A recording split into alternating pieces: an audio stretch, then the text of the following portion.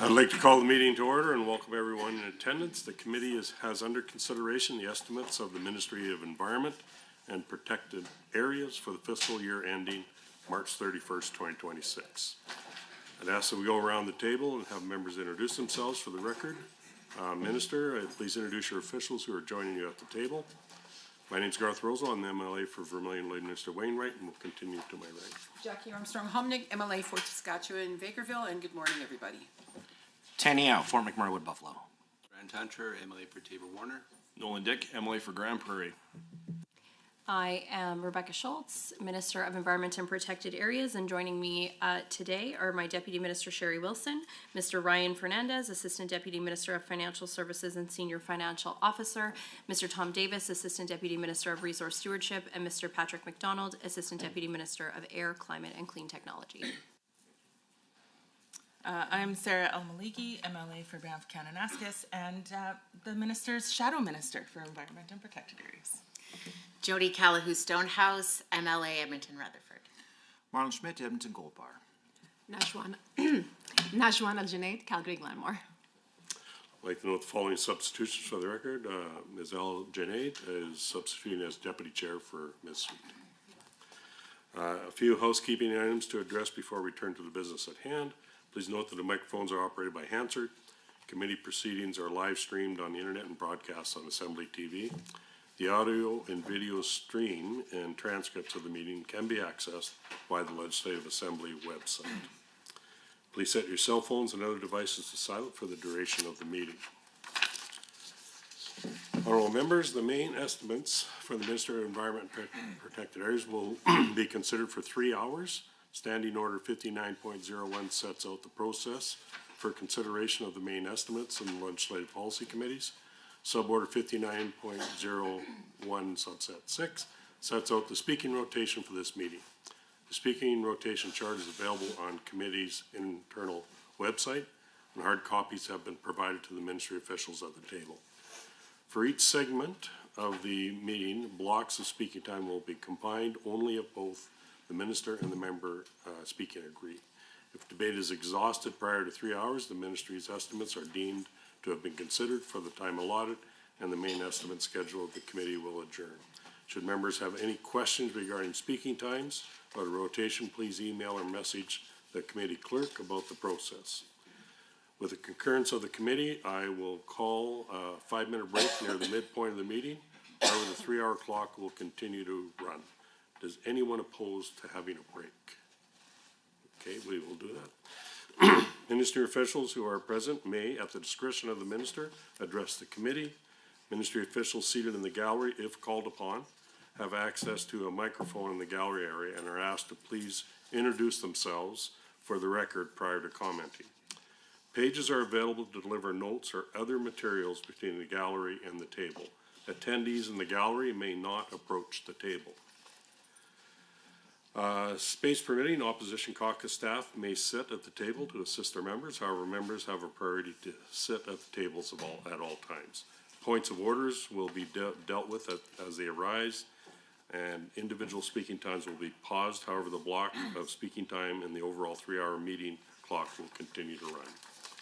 Any written materials provided in response to questions raised during the main estimate should be tabled by the minister in the assembly for the benefit of all members. Finally, the committee should have the opportunity to hear both questions and answers without interruption during estimate debate. Debate flows through the chair at all times, including instances when speaking time is shared between a member and the minister. I would now invite the Minister of Environment and Protected Areas to begin with your opening remarks. You have 10 minutes. Thank you very much, Mr. Chair, and good morning, everybody. It is wonderful to be here this morning to present the highlights for Environment and Protected Areas 2025-2026 budget.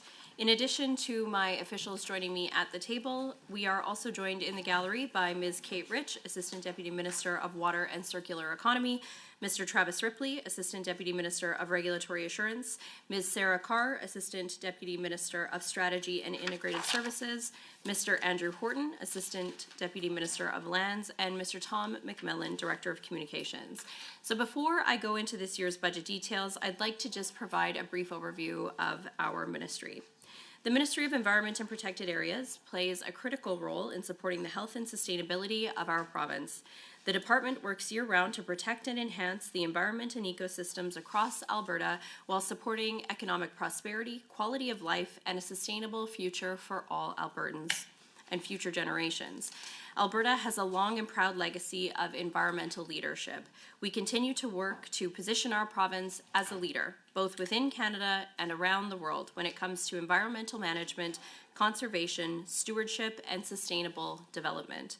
Alberta's environmental track record is second to none. We have the largest continuous area of boreal protected forest in the world, the largest area of remaining natural grasslands in Canada, and one of the largest environmental monitoring programs anywhere on the planet. Using a common sense, Alberta-focused approach, Environment and Protected Areas is building on this legacy. The department is working hard to meet the needs of communities, Indigenous peoples, and job creators while supporting conservation in many different ways.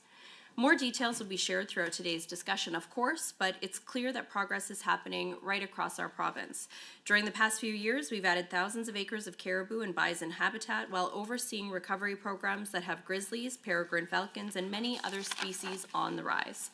Every day, we plant more trees, restore more habitats, and help species to recover, and do this by working closely with communities and groups across the province. We are proud of Alberta and our role in the world. Through Budget 2025, we'll continue this important work, investing in critical and effective programs that protect, conserve, and sustainably manage our environment while supporting a strong economy and without putting people out of work. In Budget 2025, our government is investing in the things that matter to Albertans. Our operating expenses this year are $514 million, which is $106 million more than last year. That is mainly from tier revenue increases. This budget continues making strategic environmental investments needed to sustainably manage our air, water, land, wildlife, and biodiversity today and for generations to come. For example, Alberta has one of the best environmental management systems in the world, and we take air and water quality very seriously. Through this year's budget, we're investing over $72 million on environmental research and monitoring, which includes nearly $55 million for the oil sands monitoring program. This program specifically is one of the largest environmental monitoring programs anywhere and makes the oil sands area one of the most closely monitored regions in the world. Beyond the oil sands, over $23 million in funding is allocated for environmental science, monitoring, evaluation, and reporting work, including approximately $6 million for the air quality monitoring network, over $5 million in capital funding for new and upgraded equipment, as well as $6.7 million to support water quality monitoring right across our province. Budget 2025 also continues our common sense approach to reducing emissions while increasing responsible production. Energy affordability, security, and reliability are more important now than ever, and our industry continues to do its part to reduce emissions. To support this, we'll be investing $192 million from the tier system for new projects and programs that will support jobs, support our environmental goals, reduce emissions, and help communities and industry to become more energy efficient. We are also investing in wildlife and biodiversity. Through this budget, just under $74 million will be invested into managing and supporting wildlife conservation, of which $40 million will be allocated for caribou recovery this year. That is a $2.3 million increase from 24-25 and will support continued caribou habitat restoration projects, including reducing the legacy seismic footprint. More than 4,000 kilometers of legacy seismic lines have already been treated and assessed in caribou ranges. This is done in partnership with local Indigenous partners and others. By investing in replanting, we are restoring critical habitats while also creating jobs and supporting local economies. We are also upping our fight against invasive aquatic species. These tiny invaders can devastate ecosystems, waterways, and local economies. That is why we are making a significant investment of almost $7 million into the program to ramp up protections this year. These are necessary investments to protect Alberta's water infrastructure and prevent hundreds of millions of dollars of damage. I'd also like to, Mr. Chair, thank the MLA from Taber-Warner for chairing our committee on this important work and providing some of the recommendations that have led to this increase in this budget line item this year. Of course, as Alberta's population grows, additional water storage infrastructure is also needed. So we're investing $5 million over 3 years for the Water Storage Assessment Program. This will build off our province-wide review to help us better understand and evaluate existing and future water storage opportunities throughout our province. We're also continuing the Drought and Flood Protection Program with $25 million allocated this year and just under $3 million to improve flood mapping. These programs are funded today, but of course, Mr. Chair, they have long-term impacts. They're critical for helping to protect homes, businesses, and lives from droughts and floods.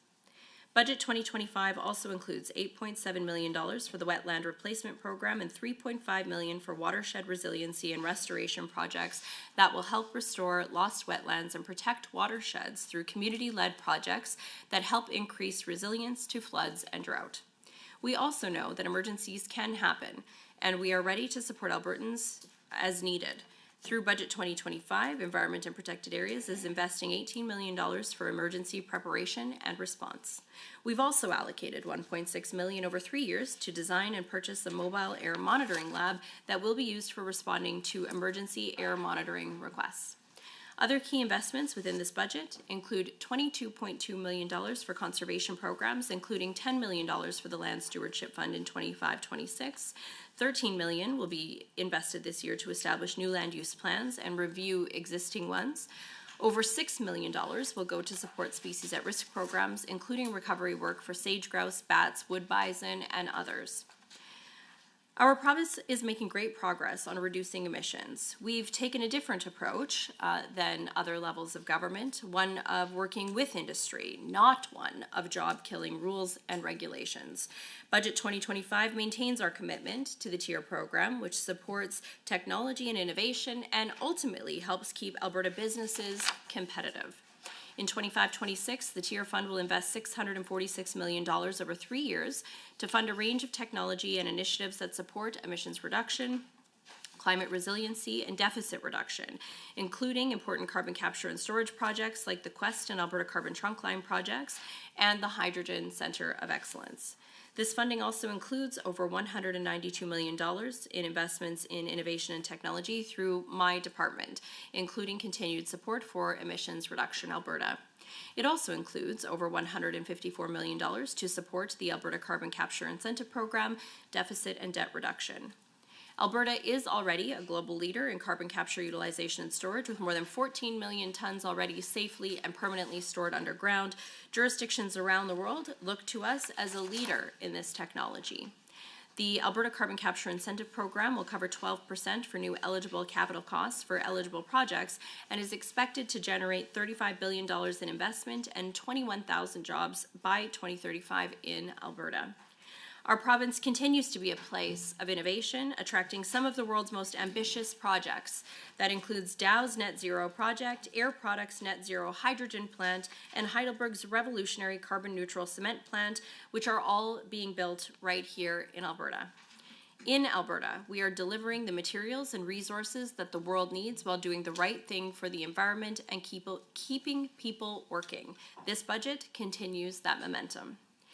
Now, with my remaining time, I'll provide a brief overview of our 2 outcomes that make up the 25-28 business plan.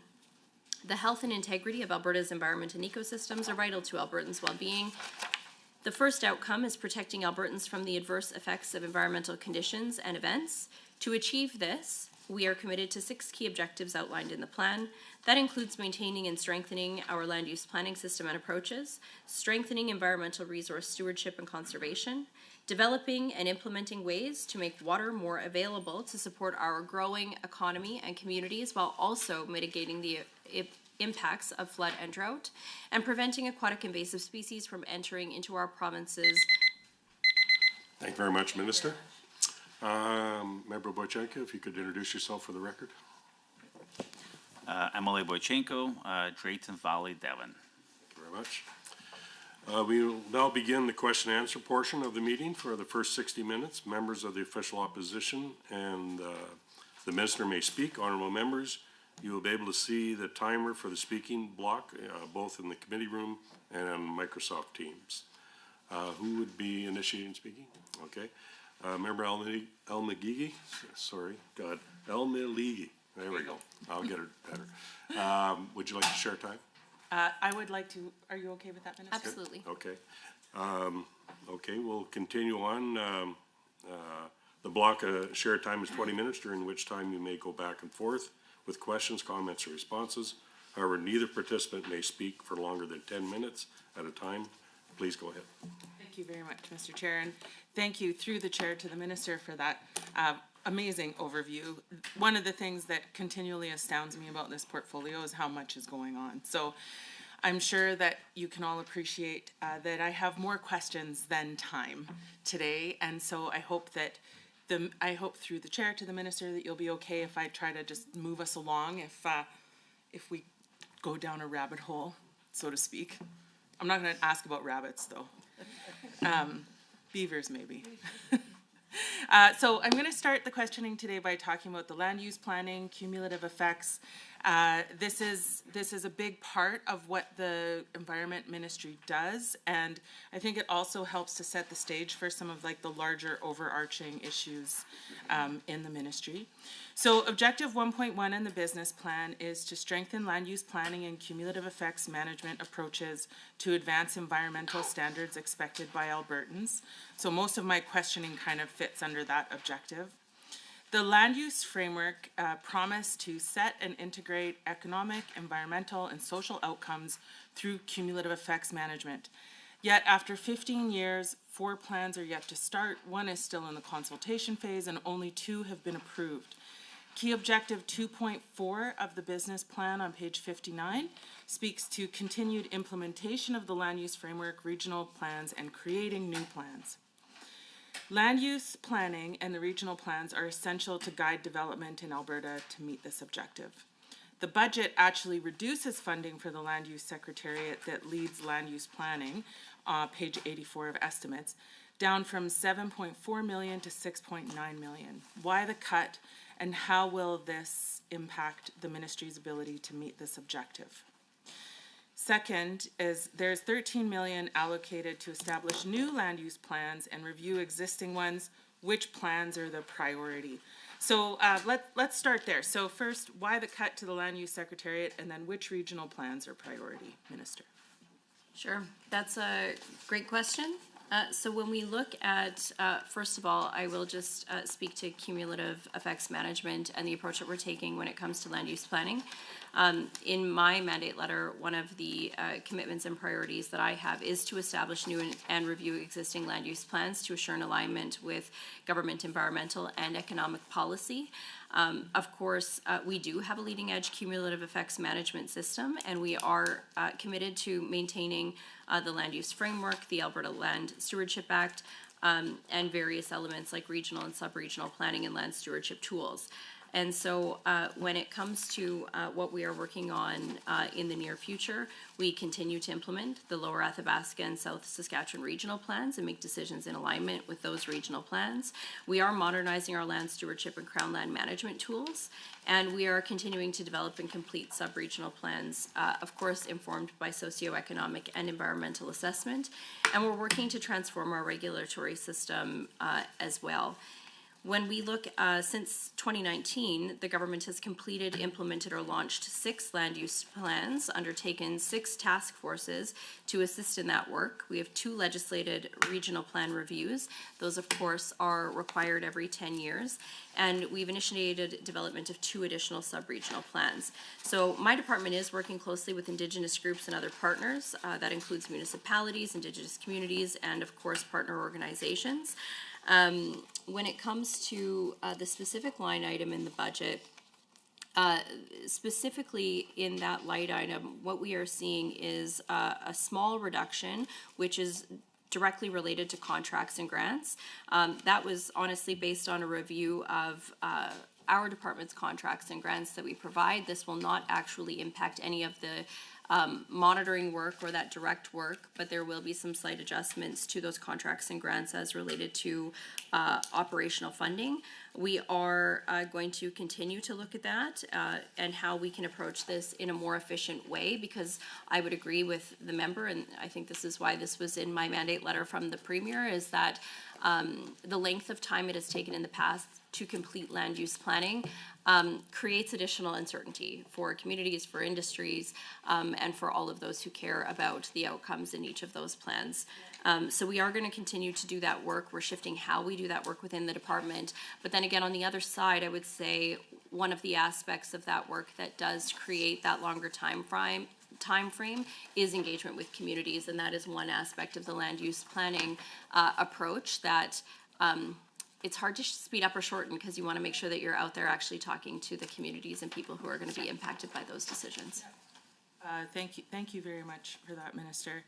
I'm going to ask a few questions about land use planning throughout the estimate debate today, but zooming in on the South Saskatchewan Regional Plan, because it is up for review at the moment and consultations on that started in the fall. You know, I did hear some concern from stakeholders that part of the consultation was asking stakeholders how relevant they felt the plan was. I think it was concerning for stakeholders because it started to sound like there wasn't an interest in regional land use planning in how that question was presented. So I have two questions about the SSRP. One is, like, it is a little difficult to assess how effective the plan has been when there are parts of it that have never been fully implemented or completed. One of those is the ministerial orders that extend the boundaries of protected areas in the South Saskatchewan region. Do you, through the chair to the minister, is there an intention to sign those ministerial orders and get those protected area boundaries extended as defined in the SSRP? And then my second question is there any intention of significantly altering the SSRP? And if it's not seen as relevant, what is the solution there? So, you know, as we are here to talk about the estimate specifically, I can speak to where that plan is.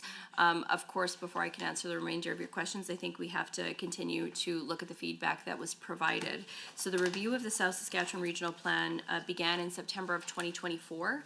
I do think it's important to ask all of our partners if they feel that that plan has been serving them in the way that meets their needs. Of course, we also recognize that any time, just as every one of us in this room might have different opinions on how certain aspects of lands may be managed, we know that different organizations, different partners, and different groups have different views of how of what they would like to see prioritized in those plans. And so feedback is currently being reviewed from the survey, the written submissions, and the targeted engagement process. That is going to help us assess the relevancy and effectiveness of the plan. We are absolutely, though, committed to making those updates. We're preparing an additional engagement with Indigenous communities and organizations to gather their feedback for the 10-year review early this year.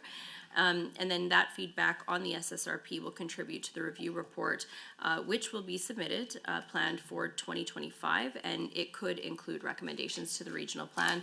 I couldn't begin to guess at this point what that's going to look like, but we will be we will be receiving that summary this year. Okay. So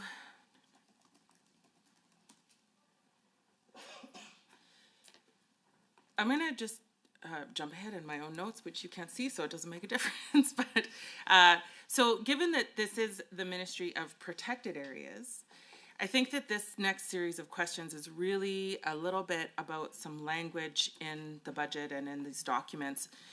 There isn't really an understanding of where protected areas management is reflected in the budget because there's not a line item for protected areas management or monitoring or any of that. So in the context of protected areas as it pertains to this ministry, what are the minister's priorities when it comes to increasing our protected area network? Investing in new protected areas is important to addressing climate change, biodiversity loss, and diversifying the Alberta economy. Alberta's parks contribute over $1 billion to the Alberta economy annually and generate nearly 9,000 jobs. Visitations to parks and protected areas increases year over year. So two questions in this line is, will the nature strategy speak to new protected areas, and when can we expect to see the nature strategy? There is an internationally accepted target of 30% protected areas by 2030. Are we in line with that? Are we moving towards that at all? And my second question is more about how you're working with the Minister of Forestry and Parks on the plan for parks and how that relationship is working. So new parks and protected areas, the nature strategy, and the plan for parks. Okay.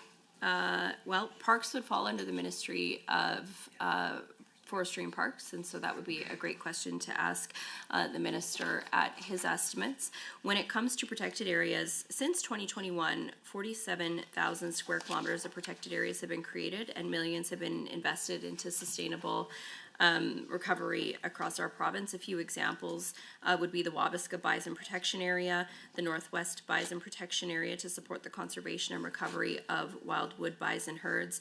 My department is also actively monitoring bison populations. That work continues. And I would just say, when it comes to looking at potential new protected areas, that would be part of the work that my department does when it comes to land use planning. And so there are a variety of different land use plans that we have underway.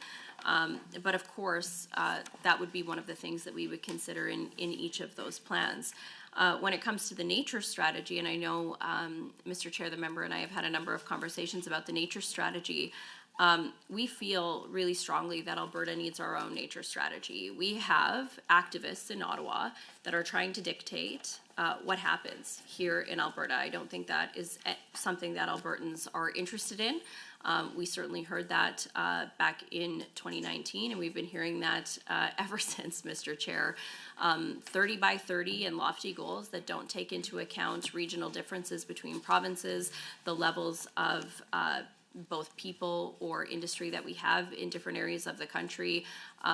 You know, a Stephen Guilbeault dictated land use plan is not something that I am interested in entertaining, and I don't think Albertans are either. And so when it comes to the nature strategy, that was really our way of saying Alberta can do this better, and we can do this in a way that balances all of the voices at the table. When we had our first nature summit, one of the key takeaways was that we've not brought all of those land users together in that way before. I think it was important that not only do we have folks from the NGO communities and some of the stakeholder groups who do some of our work when it comes to conservation and stewardship, but also to have those like the outfitters and agricultural producers and ranchers who also do a significant amount of work in stewarding our land for generations to come.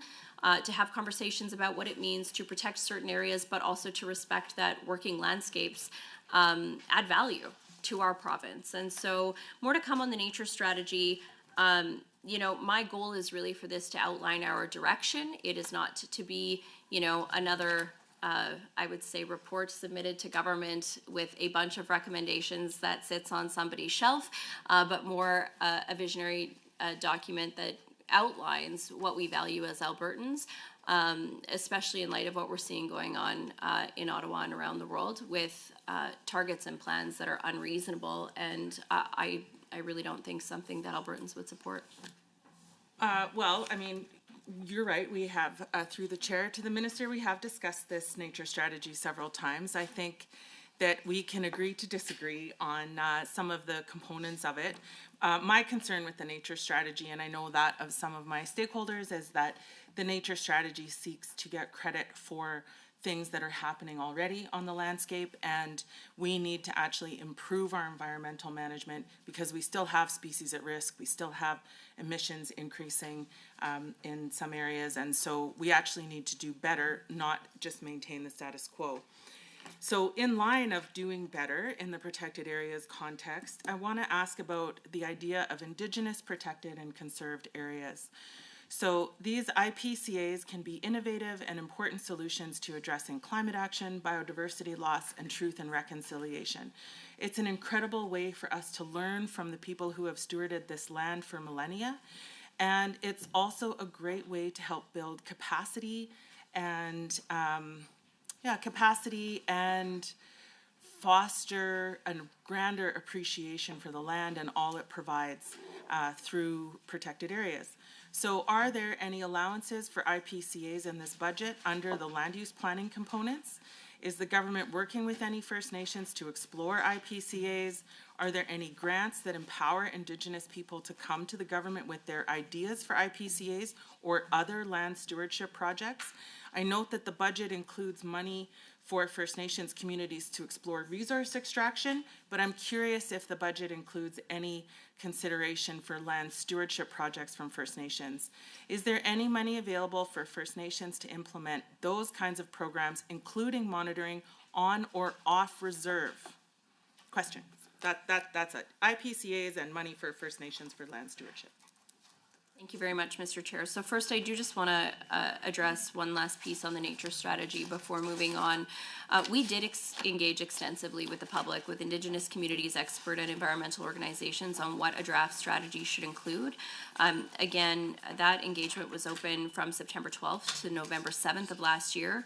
It did include an online survey, written submissions, and a one-day nature summit, which was held last October. We had 4,000 responses. Submissions were received from 15 Indigenous communities and 99 stakeholder organizations. This engagement had one of the highest participation rates from Indigenous communities and organizations, and I think one of the pieces that was highlighted about the Nature Summit was having different people with different views from different backgrounds and different aspects and perspectives at each table. Having interesting discussions, and essentially, I would say having discussions that mimic the decisions that we have to make as a government when you're looking at a variety of different perspectives on any items of, for example, land use planning. And so there is recognition from businesses and industry of the importance of supporting nature. We know many of our industries rely on nature and biodiversity, and I don't think it's bad to also summarize what is happening now. That's part of, I think, what we need to do to protect against the federal government overreach, is to clearly delineate what is happening now, what is our baseline, and then also talk about where we want to go in the future. And so I don't think it's a bad thing to have a conversation about what we are doing well. I see this in every aspect of the work that's done here. In some areas, Alberta has been such a leader for so long that we've almost just built our way of doing things into our work, and we don't think about taking the time to celebrate how great we've done in a variety of different areas. And so I think it's important that we have both. When it comes to supporting Indigenous communities, we do work with Indigenous communities on many issues. That includes everything from land use planning, oil sands and environmental monitoring, the water availability work we're doing, fish and wildlife management, and protocol agreements. My department will provide over $10 million in Indigenous grants in that was in 24-25 to support engagement and participation of Indigenous communities, and that will remain in the budget for this year. There are a number of considerations with respect to engagement, including duty to consult, current litigations with GOA, and overall implications for our relationships with Indigenous people. We participate in protocol agreements, which provide a framework for collaboration between the Government of Alberta and First Nations in Alberta. And these tables do help facilitate discussions and explore areas of mutual concern. Indigenous Relations is responsible for those tables as well. And so that speaks a little bit to the funding, but I'm thinking perhaps my ADM, Tom Davis here, would like to speak and maybe provide some examples of some key pieces of work that would relate to your questions. Thank you, Minister. Thank you, Chair. Maybe two examples I would just raise in terms of monitoring both on and off reserve. I think within the oil sands area, we're seeing the evolution of the Indigenous, the community-based monitoring program. $8 million spent last year. We're looking to increase that this year, and while the work plan has not yet been confirmed because it's still working through the approval process, we are seeing now how we bring together the monitoring that is being done by Indigenous communities into the plan, so that the Western science elements that are being done by them is being built in and is being used as the primary source for that data of monitoring, as well as working with them to determine the introduction and the inclusion of the traditional knowledge. I think other examples we have in terms of working is the Ronald Lake Bison Herd Cooperative Management Board that we have with the communities to manage that herd, as well as some of the work we're doing with AWN, and that's around caribou as well as caribou habitat and management. So, thank you, Minister. Thank you very much. And just to provide a couple of examples of what that looked like in last year, the total of Indigenous grant payments was $11.8 million. And so as my ADM just mentioned, $25,000 went to Ronald Lake Buffalo Herd Conservation and Recovery Initiative. And so that does address working with Indigenous communities to address stewardship and conservation. We had just over $3.4 million that was provided to the Chippewa Prairie First Nation to address the restoration project under the Caribou Habitat Recovery Program. I could go on and on, as there is nearly $12 million in those types of grants, but I think that it does demonstrate that there not only is funding, but that there is that engagement when we're talking about land use, not just land use and conservation, cooperative management agreements, and engagement on all of the priorities that the ministry has underway right now. And then as my ADM just mentioned, it was just a couple of weeks ago that we also signed a 3-year MOU with Assiniboine Winniwak First Nation of Canada. That was on February 14th. That was just a couple weeks ago. We've been working on it for a long time, so it feels like it was longer ago than that. But pretty exciting to support naturally self-sustaining caribou populations. And so I think this is going to be really interesting work, taking a look at potentially what has worked in other provinces. I've long heard, for example, our Section 11 agreement with the federal government it maybe doesn't have quite as much flexibility as some other provinces have, but I think that there are things that we can learn not only from other places across the country, but around the world, and of course build on Indigenous knowledge to look at different ways that we can support those populations. That's great. Thank you. Thank you through the chair to the minister and the DM. Yeah, I think so. Right? Tom is a DM? Okay. ADM. So I just promoted you. That just happened. So thank you very much for that information. It is very heartening to hear all of the different ways that we're supporting Indigenous communities to conduct land stewardship. I just did note, however, that a lot of those efforts are focused on the north in the oil sands region, which of course is wonderful, but there is a very large province south of Edmonton. And I would just say, I'm gonna move on from this stuff, but I will say that some of the most rewarding work I've done in my career has been working with Indigenous communities around cultural monitoring, integrating and weaving and braiding Indigenous knowledge with Western science to truly encompass a holistic perspective on land management and wildlife management. So I'll just throw that out there.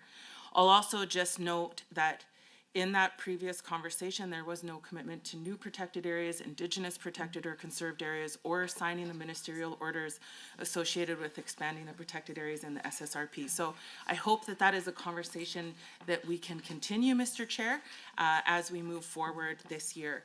I'm running out of time already, it's crazy. I want to shift a little bit to talking about cumulative effects now. So the ministry's own documentation defines cumulative effects management as setting clear environmental limits.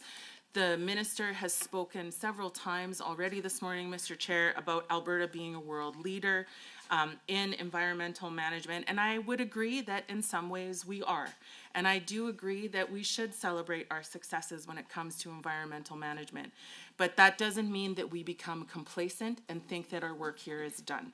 We always need to be moving forward. And I think one of those areas where we could be doing a lot better is managing cumulative effects. None of the completed regional plans contain legally enforceable environmental thresholds, and enforcing thresholds is a critical part of cumulative effects management. So how can the minister claim to be managing cumulative effects without establishing these basic guardrails?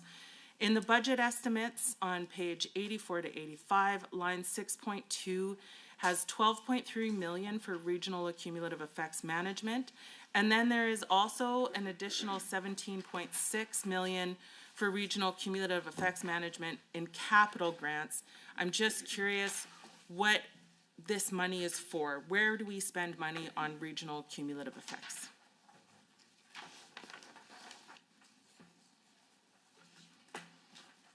I can keep going. I have other stuff if you need to look up your papers, which is Mr. fine. Chair, could I also just have the member reiterate the line item? I didn't quite catch. Sorry. Yes, through you, Mr. Chair, to the minister, it was budget in estimates, page 84 to 85. There's line 6.2 on page 84, has 12.3 million for regional cumulative effects, and then on page 85, in the capital plan section, there's 17.6. It's also line 6.2. 17.6 for regional cumulative effects under capital. And I'm just wondering what that money is for.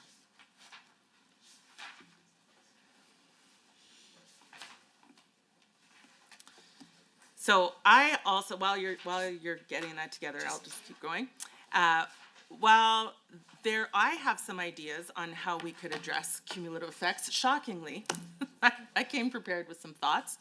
So one of the principal challenges along the eastern slopes, this is from Grand Cache all the way down to Waterton, in regards to cumulative effects, is linear disturbance. The business plan speaks to legacy seismic lines in caribou habitat, but I would argue that linear disturbance is a challenge across the province for multiple species at risk, water sedimentation, hydrology patterns, etc. Alberta has seen a continued increase in linear disturbance density across much of the province, which directly impacts all of these things. Where in the budget is funding allocated specifically to reduce the cumulative effects associated with linear disturbance outside of caribou ranges? In many areas, the road density exceeds thresholds for water quality, critical habitat for trout, grizzly bear habitat quality, and more. Is reducing linear disturbance part of the funding for regional cumulative effects? Okay, thank you very much, Mr. Chair.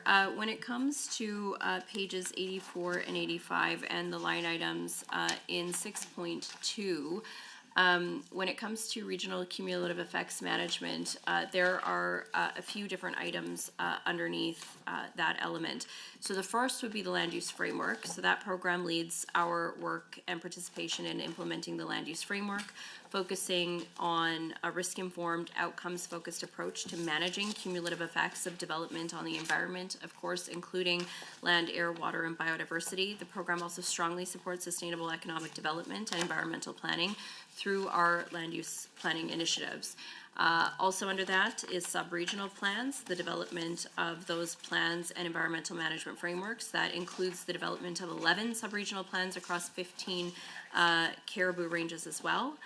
Land use planning and cumulative effects management program, which is responsible for developing our department's input and participation in our land use framework strategies, again, including all of our regional plans and policy initiatives. This program serves as the departmental liaison to the Land Use Secretariat, as well as cross-ministry teams. As you can appreciate, there are a number of different departments that are also involved in that work as well. It also includes air and watershed resource management, which works to inform and delivers cumulative effects management programs, providing leadership and support to bridge some policy gaps and implement adaptive management programs. For example, air quality, surface water quality, and water shortage management responses. And so those teams provide operational, scientific, and strategic support, working with a wide variety of external clients and partners to facilitate best practices and management responses for air and watershed outcomes. There are also Indigenous initiatives that we work with Indigenous communities on. That includes water availability, land use planning, oil sands and environmental monitoring, fish and wildlife management, and protocol agreements. When it comes to the capital grant as well, which you would find in 6.2, that largely is directed toward the designated industrial zone in the industrial heartland. And so from 21-22 to 24-25, over 8 million has been spent developing DIZ. Budget 2024 included 50.5 million in capital grants over 5 years to support municipalities within the zone in constructing new water intakes and associated infrastructure. I know that announcement was a very rainy day with the MLA from Fort Saskatchewan-Vegreville, probably one of the more interesting media announcements I've ever made. Yep, that was fascinating, although it was a great background with the industrial heartland in the background for that announcement. And then Budget 2025 continues to support municipalities in the heartland, promote industrial growth with capital grant funding to cover 30% of construction costs of those 3 water intake facilities. The remaining costs would be expected to be sourced from municipalities and their partners. And then when we're talking about the second question there, more than 4,000 kilometers of legacy seismic lines have already been treated and assessed in caribou ranges. This is complex and challenging work. More than 1.8 million trees have been planted in the Little Smoky and Alapesh caribou ranges alone. In this year, $40 million in funding will help keep the momentum going and support caribou restoration and recovery programs. We're also investing more than $10 million annually towards reducing fragmentation in the boreal forest. And then, as I mentioned, we signed an MOU with AWN to help advance caribou recovery as well. We don't separate out seismic restoration for caribou range versus not in caribou range, and so that is encompassed in those line items as one. Okay. Thank you. Through the chair to the minister, that's helpful. I'm still a little concerned about linear disturbance along the eastern slopes. In particular, because this linear disturbance is happening in our headwaters, like I said, from Grand Cache to Waterton. This increasing road density in the eastern slopes increases sedimentation in our waterways, which it doesn't sound like sedimentation is that big of a deal, but it's actually a huge deal. It costs us millions of dollars to filter it out. The Old Man Reservoir is currently full of sediment, so it actually reduces reservoir capacity over the long term. It dramatically impacts critical habitat for species at risk like trout, but also this increasing road density affects critical habitat for grizzly bears and other species at risk. Reducing linear disturbance on the eastern slopes is a fundamental component of effectively addressing cumulative effects. There was a linear footprint sub-regional plan happening for the Porcupine Livingston. What is the status of that? Also, all-season resorts stand the potential to increase further this linear disturbance because these resorts will need roads to access them depending on where they are, obviously. And then the last piece around this cumulative effects is really about how we effectively address it. We cannot rely on industry to effectively quantify and address cumulative effects because industry will inherently only be responsible for their own impact. If you look at Northback Mine's assessment of cumulative effects for the Grassy Mountain coal mine, it just talks about how coal is better than forestry. But that's not what cumulative effects is. Cumulative effects is all of these things added together. So what we really need is government staff in the public service who are responsible for adding all of these pieces together and truly defining cumulative effects and coming forward with recommendations for that. So where is the money for staffing capacity and equipment to collect data around cumulative effects to inform those kinds of land use planning decisions? And please tell me that somebody is out there measuring linear disturbance on the eastern slopes and reducing that sedimentation in our headwaters. Thank you very much, through the chair. And so all of those questions are related to land use planning. To speak a little bit about land use planning outside of caribou regions or in other areas of Alberta, as the member had asked, we are completing a land use plan for the Springbank Offstream Reservoir SR1 project. That planning process included standing up advisory committees composed of First Nations, other partners, local landowners to provide input. We are continuing implementation of the Livingston Porcupine Hills Land Footprint Management Plan and Recreation Management Plan and completing the 5-year review of that plan. We are advancing pre-planning for landscape management plans in the Kananaskis Ghost area, providing guidance and direction related to nature and conservation to support other departments like forestry and parks and tourism sport in the delivery of recreation and tourism management and development. I know, of course, tourism is something that is also important, not only to Albertans and to economies, certainly in the members' riding as well. And when it comes to all-season resorts, there is still, of course, a requirement for that department to adhere to our environmental regulations that we have in place, specifically when it comes to water. And I would say our water monitoring is also a key piece of that. And so we do have significant water monitoring across our province, and we use that to help inform decisions that we make as well. When it comes to the specific line items for the staffing piece, that would be in element 6.2, as we've already discussed, and then 7, land use secretariat, which the operating expense is listed there as well. Okay, thank you. That is helpful through the chair to the minister. I appreciate that answer. Outcome 2 on page 58 of the business plan speaks to sustainable economic development within environmental capacity. What is environmental capacity and how is it defined? While this outcome is about addressing cumulative effects while remaining economically competitive, if those definitions are ill-defined and aren't tied to any further clarity, we're left wondering how can we know if we're being successful there? When we try to balance environment and economy, it usually means we're prioritizing economy and trying to mitigate environmental impact.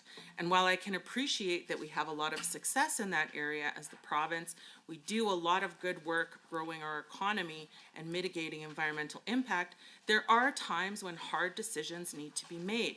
This ministry is responsible for protecting the environment. It is the priority that is listed first in all of the ministry fact sheets and description of the ministry: protect and restore the environment and ecosystems while supporting economic sustainability. Where does the minister see how her choices are prioritizing environmental health? And what specific budget items address cross-ministry integration in land use planning? I think you've already answered that though, so I'm actually gonna strike that question because you've already talked about that quite a bit. But it's really like, how do you make the hard decisions around cumulative effects? And can you cite an example where you have prioritized environmental health over economic gain? So I would say that that is definitely more of a policy question, although we've addressed the budget line item pieces. But as I've mentioned, there are a few aspects that we use to inform that work. The first would be the significant amount of monitoring that we do across the province. We use that monitoring data to inform our decisions as well as our land use planning. And then of course, we do rely on a significant amount of input from partners, including Indigenous communities, to understand impacts on land when we are creating those plans. We do have to use common sense. We do have a strong economy. We have a growing population. This is, I do believe, the best place in the world to live, to work, and raise a family. Part of that is because of the beautiful landscapes we have, but part of it is because of the opportunities and the resources that we have. And so the member is correct. Of course, there are always competing ideas and priorities, but of course what my department's work does, especially around the significant monitoring systems that we have in place and the data that we collect across the province, we use that to inform decisions to ensure that we are conserving our landscapes and protecting biodiversity, not only for today but for generations to come. Thank you very much. Through the chair to the minister, I appreciate that. I want to in a few minutes, I'd like to cede my time to my colleague to dig into tier and stuff, but I just have a couple more questions I'd like to ask before we get there. So, you know, we've talked a lot about land use planning. I just want to ask specifically about native grasslands. There is a line in the business plan on page 55 about emissions reduction and energy development plan, exploring nature-based solutions and technological innovation to support biodiversity. I think that's great to have that tied to the emissions reduction and energy development plan, but is there space for exploring nature-based solutions aside from emissions and energy development? Native grasslands sequester a tremendous amount of carbon, and as the minister has pointed out, we still have native grasslands, and in some cases more than other places in North America. So what measurable targets does the minister have for reducing the loss of this critical ecosystem? And then this is, to me, our protection of native grasslands is also tied to wetlands. So the minister mentioned already 8.7 million for the wetland replacement program, and 3.5 million for the watershed resilience and restoration program. The wetland replacement program, you know, our best estimates suggest that we lose between 43,000 and 70,000 hectares of wetlands each year. And the most recent estimate I could find shows that we are maybe restoring about 165 hectares of wetlands. So what we are restoring through the wetlands replacement program is not equivalent to what we are losing. And then, yeah, I'll just leave it there. How do we protect native grasslands, and how do we restore wetlands when we're losing them faster than we're replacing them? Thank you very much, Mr. Chair. Alberta does have some of the best native grasslands ecosystems in the world. Close to 30 million acres stretch across our province, and Alberta is showing the country how to conserve and protect them. It's, I think, an important part of our heritage, but also helps support a healthy environment. So we are investing in conservation programs and programs to reduce the loss of grasslands and protect critical areas. Over $110 million has been invested since 2011 to conserve over 245,000 acres through the Land Trust Grant Program. We continue to work with over 100 ranchers and landowners to recover species and maintain viable operations on over 800,000 acres of grasslands. These programs are protecting grasslands by working with ranchers and landowners across our province. As I was mentioning, we do have the largest area of remaining intact grasslands in Canada. We are seeing the number of, or the amount of lost grasslands easing in the last decade. Part of that is due to efforts across government and those out in community who recognize the importance of grassland to Albertans, and so I think that that's a positive. When we look at this year's budget, we've got $5 million allocated for land conservation in this year, $425,000 annually to partner with 120 ranchers and other landowners to recover multiple species at risk while maintaining ranching operations. And so, Mr. Speaker, or Mr. Chair, we do continue that work. It is very important to the work that we do. And then when it comes to the Wetlands Replacement Program, again, this is 4.3 water management in terms of our operating expense. Since 2020, more than $21 million has been invested into 36 projects to restore wetlands. This amount includes an additional 7 projects expected to be completed in winter. We've worked with 9 municipalities and a few nonprofit organizations, produced 609 hectares of restored or constructed wetlands.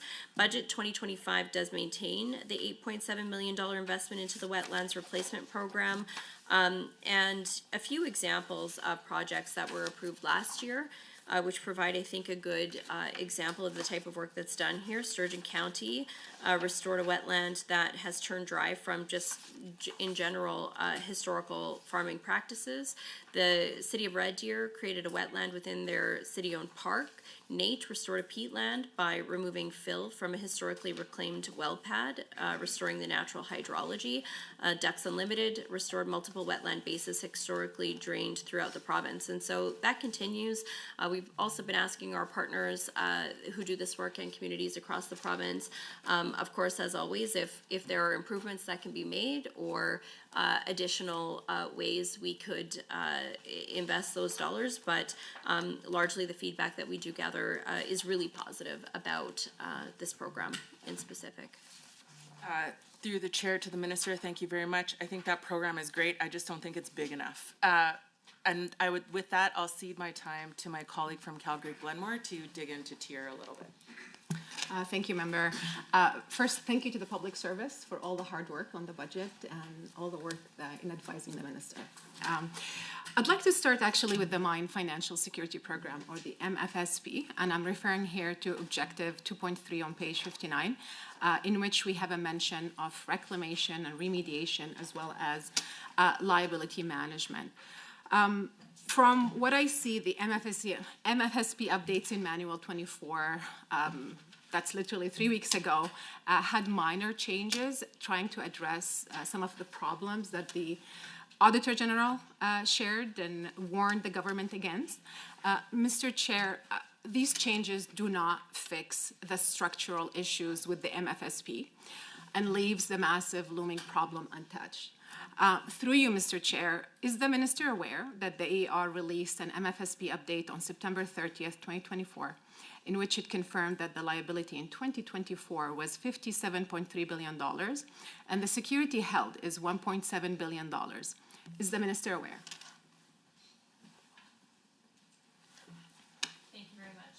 Mr. Chair, I'm happy to speak about the Mine Financial Security Program, and I want to thank the member for recognizing the significant amount of work that my department and the public service put into preparing the budget, but also preparing for estimates. I think that they are doing exceptional work, and they are moving at the speed of me, which is sometimes interesting, but we are working to move forward on a lot of priorities, and I couldn't be more grateful. So thank you for the recognition of that. So when it does come to the Mine Financial Security Program, and we were joking before we began that we had guessed what members might be asking. I had a feeling that this might be the member's first question. And so thank you very much for asking that. So as we talked about a little bit last year as well, of course, we did have the recommendations from the Auditor General. They had a number of recommendations, and we have made changes to this program to address some of those concerns. So I can just briefly walk through some of these changes made for how operators calculate the value of probable reserves to decrease the risk that probable reserves are overvalued as collateral. Operators are now required to track probable reserves and reduce their value as MFSP collateral in the event that probable reserves are not transitioning to proven. There were also there was a recommendation around to stop allowing off-site in situ oil sands reserves as MFSC collateral. We did make changes to no longer allow operators to use an off-site in situ oil sands reserve as MFSP collateral. Decisions to grandfather one existing instance, of course, just for investor certainty.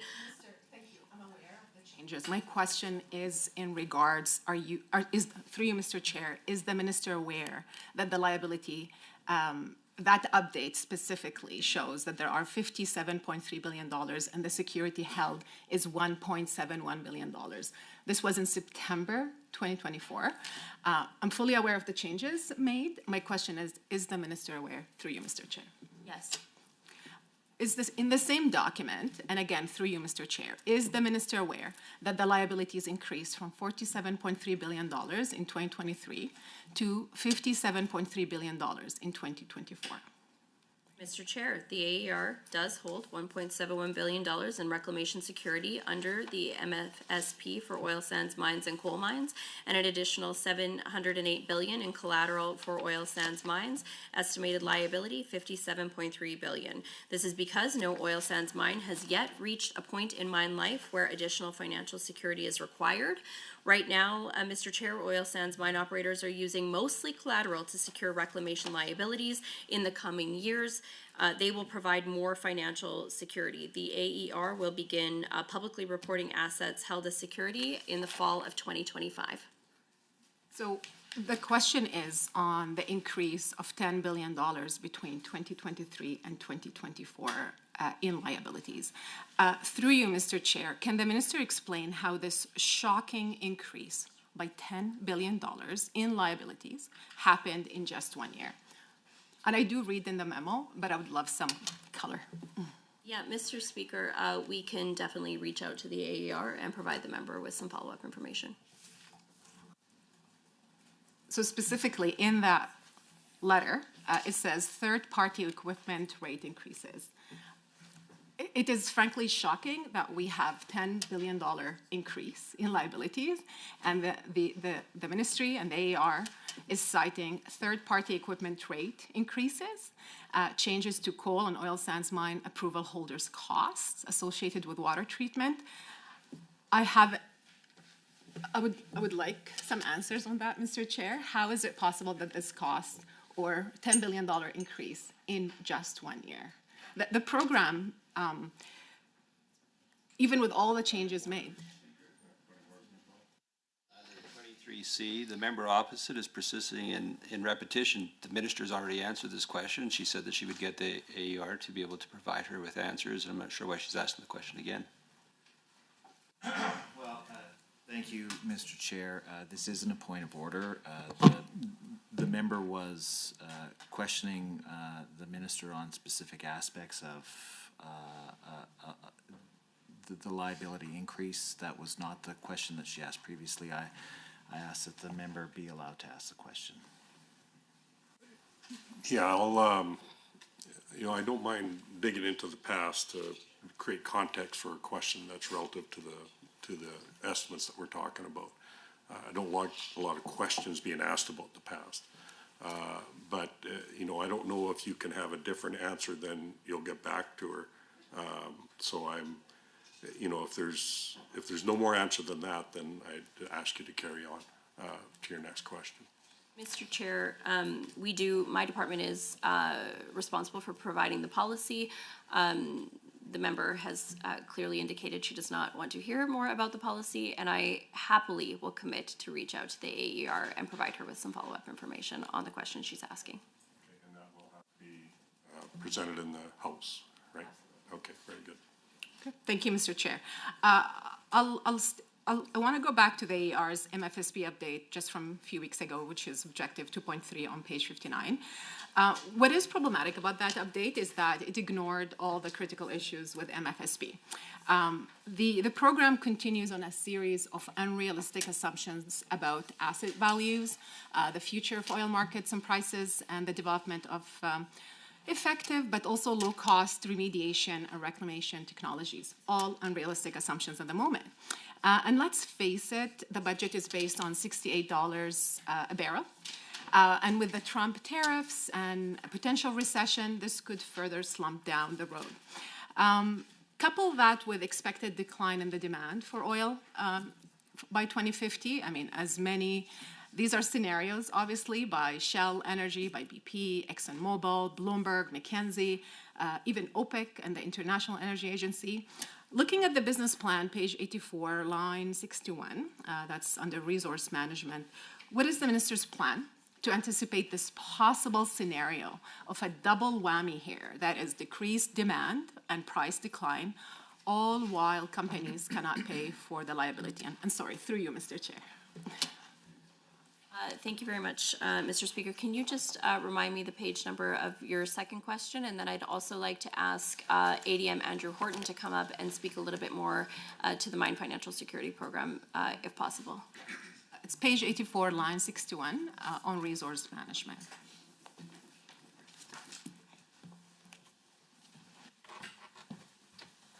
Thank you, Minister.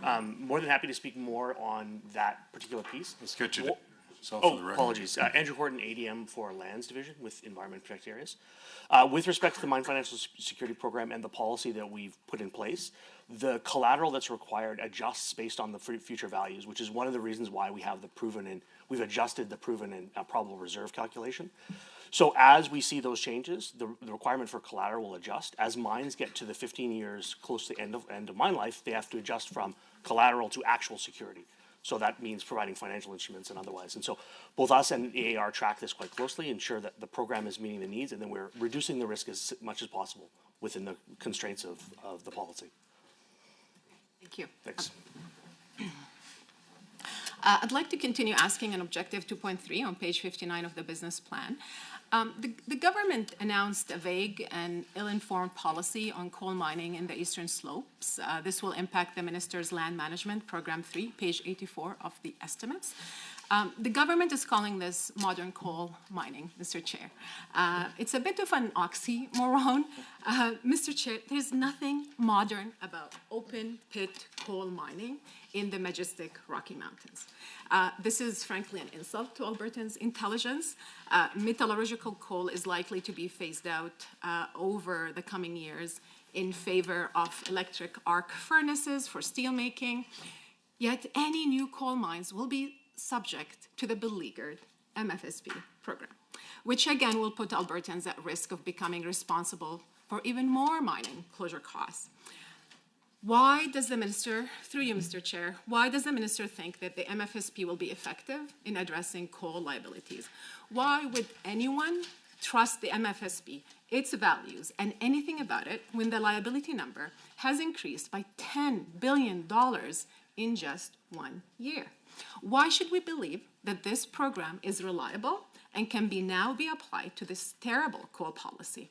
It has been an absolute failure. Thank you very much, Mr. Chair. Our government did review the MFSP in 22 and 2023 to ensure that appropriate funds are being collected from mine operators to cover the reclamation liabilities of oil sands and coal mines. Part of the review focused on assessing the Auditor General's recommendations from 2015. And, you know, one of those conclusions was that the MFSP's asset calculation was overly optimistic. The department engaged with Indigenous communities and organizations, as well as oil sands and coal mine operators, as well as other stakeholders during that review. We gathered their input and, of course, any information that they had to share on program options. We then carefully considered that information in the changes that we have made, which I started to address previously. And I can pass that over again to my ADM, Andrew Horton, to provide a little bit more detail on those changes. But I would say, of course, Mr. Chair, the member knows that this file in terms of the policy falls under Energy and Minerals. Great questions for the Minister of Energy and Minerals. However, he did announce that there will be no new mountaintop coal mines approved in Alberta. And so I think, unfortunately, that is a fact that the members opposite fail to address as they continue to mislead the public on the work being done by our colleague in Energy and Minerals. We are using data. The Department of Energy and Minerals is using data that has been collected from the Department of Environment and Protected Areas to ensure that any continued development is responsible and protecting especially water when we are talking about those types of mines. And so again, I'd like to call on ADM Horton to provide a little bit more information on this. Minister, thank you. I'm good with your answers. We only have 4 minutes, and I still have one question too. But thank you. I do appreciate you calling the ADM. This is a great segue because I would like to ask questions on the definition of mountaintop removal as per Land Management Program 3, page 84 of the estimates and integrated planning section, line 6.1 and 6.2 of the business plan. Mr. Chair, the government keeps playing games with the wording of an open pit coal mine. 4 months after the government announced it was doing a U-turn on the coal policy, Cabin Ridge Holdings and Cabin Ridge Project announced legal proceedings against the government of Alberta. It is fascinating actually reading the Court of Appeal of Alberta, Cabin Ridge versus Alberta, and this is a quote from the proceedings. Those involved in drafting Ministerial Order 54/2021 testified the minister wanted very clear that the mountaintop removal was not going to be permitted. However, none could explain what mountaintop removal meant or what information was before former Minister Savage, including pictures of mountaintop removal activities she apparently reviewed. End quote. Through you, Mr. Chair, given that the Environment Minister wants to be clear that there will be no mountaintop removal mining, how is the department defining mountaintop removal mining? As the Environment Minister who led the announcement on this so-called modern coal mining, why isn't the definition provided anywhere in the land management policy or even resource management policy? Through you, Mr. Chair, this ministry is responsible for conservation, reclamation, and remediation under the land policy on page 82. When does the minister plan to clarify the definition for farmers, ranchers, rural Albertans, and everyone who will be impacted by coal mining in the Eastern Slope? Thank you very much, Mr. Chair. Of course, my department has some of the strongest environmental protections in place, I would say, for all of our major industries. And our role is ensuring that our monitoring is comprehensive, that we understand what's happening in all areas of our province, and that we are ensuring that we are conserving our environment for generations to come.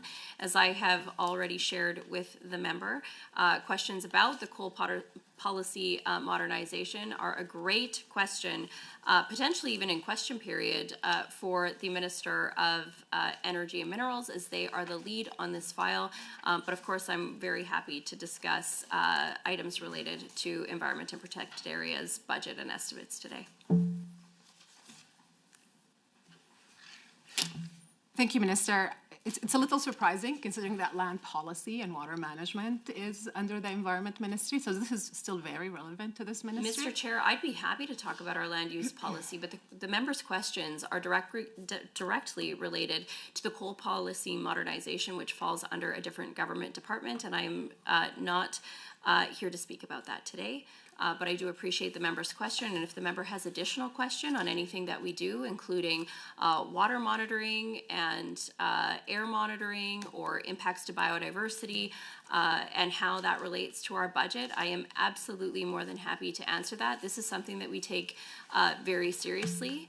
I know that the member has raised concerns specifically around water. We do monitor water, especially in that area of southern Alberta. It's probably outside of the oil sands, one of the most extensively monitored areas of the province. We do that because we do care about ensuring that healthy ecosystems remain. Thank you very much. That concludes the first portion of questions from the official opposition.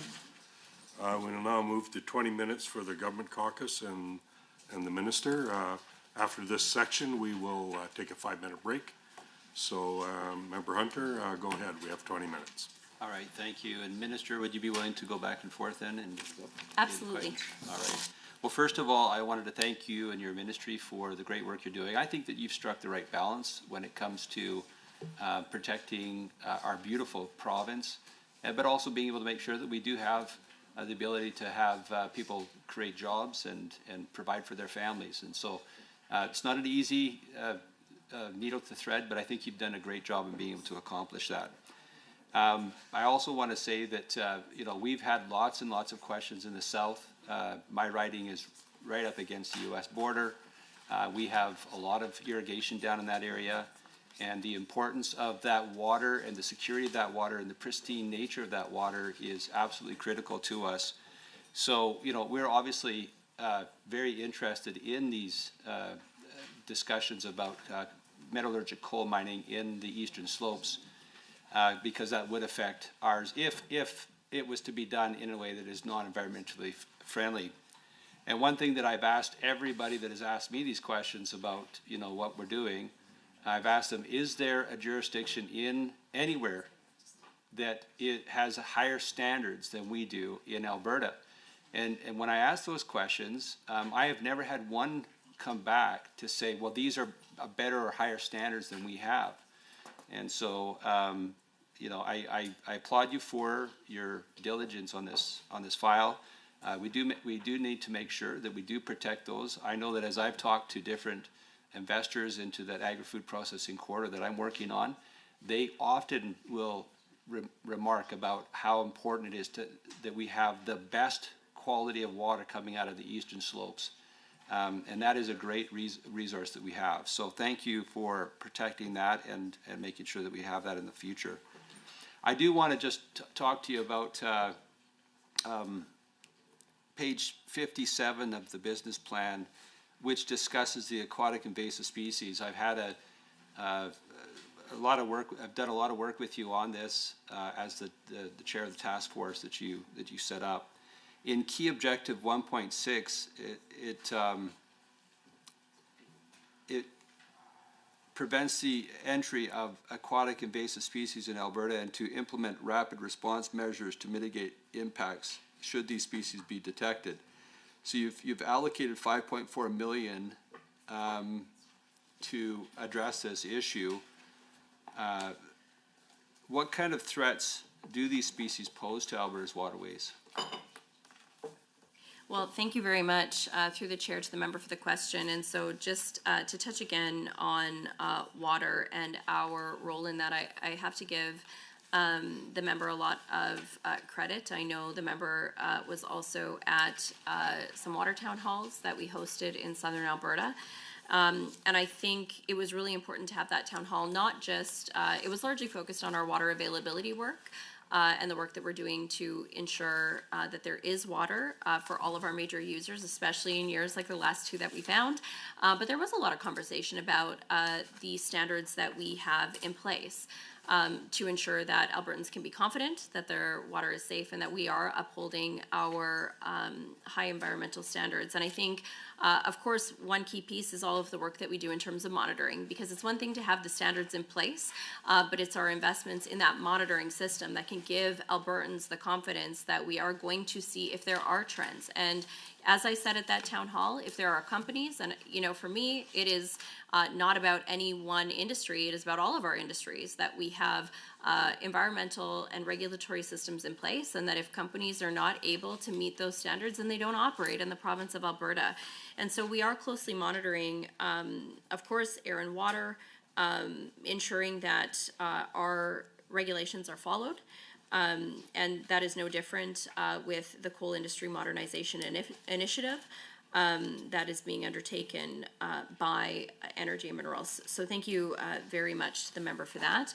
And then when it comes to Objective 1.6, again, a huge amount of credit to the member who I think in a lot of his work, not only in Southern Alberta, but with others, I think about the work being done with Penmore and other economic agencies south of the border. This member has really seen the impacts of invasive mussels in other jurisdictions, whether that be in Eastern Canada or south of the border in the US. I know I've been asked, certainly, these mussels are so small.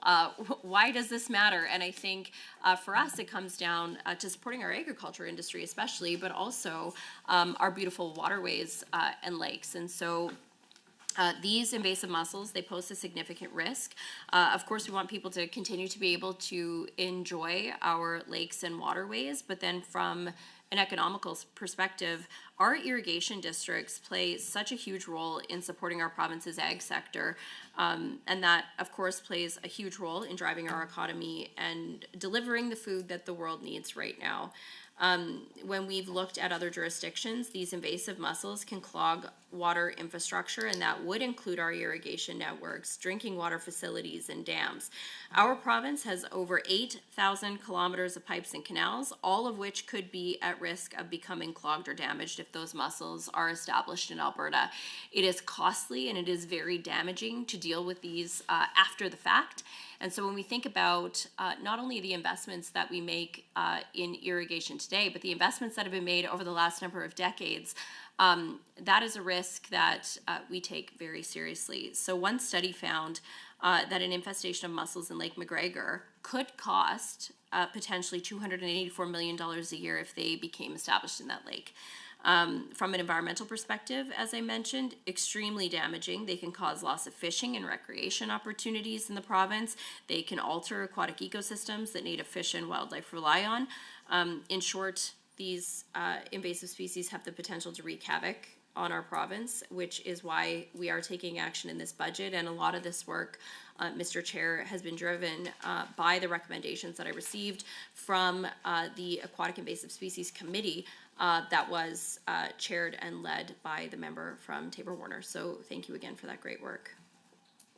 All right, thank you, Minister. I know that some of the best practices that we've discussed and that you've applied, you talked about in key objective 1.6, is that you'll be introducing a dip tank, and that has been done down in Utah to be able to try to stop the spread from Lake Tahoe there.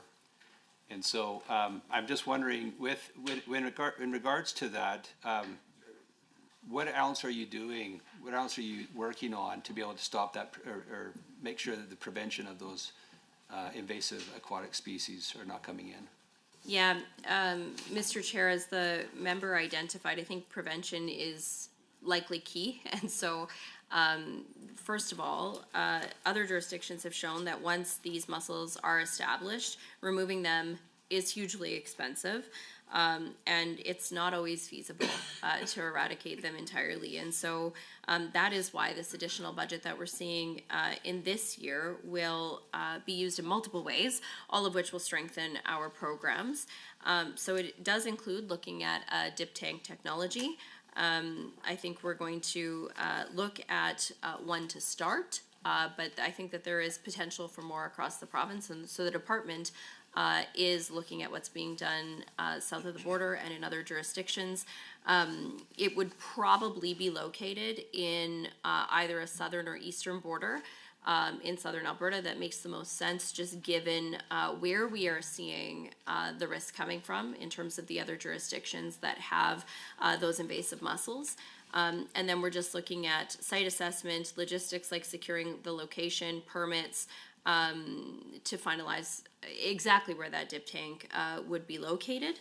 And then it also includes increasing funding for watercraft inspection stations from 5 to 11, enabling the largest deployment of watercraft inspectors in our province's history. And so exactly how that program is going to look, I committed publicly to the media, just so you know, to my ADM last week, that we would have that announcement before boating season. So stay tuned. I always think of boating season being around the May long weekend, but hopefully in late April or early May.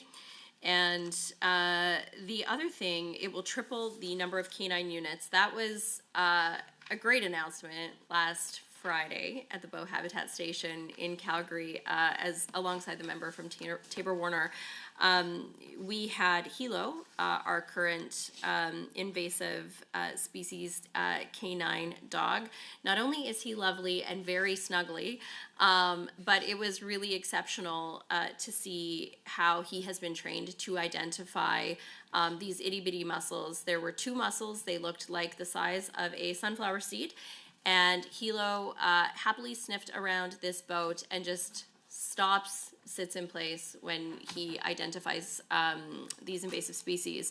But even more than inspecting the boats, what these canine units and dogs are really good at is supporting bed and shore. And so they have a really special and unique skill when it comes to identifying larvae in water. And also that does help us on the boats and Sea-Doos and other watercraft as well. But they can sniff out, I can't remember the exact statistics, but larvae in water, which of course the human eye just absolutely could not detect. So by defending water bodies, ecosystems, infrastructure, of course we're protecting vital water resources, which is really important across Alberta, but especially in southern Alberta. So I just want to, again, thank the member. The announcement we made last week was exceptional, but there will be more coming soon. Thank you, Minister. I'd like to cede my time to Member Yao.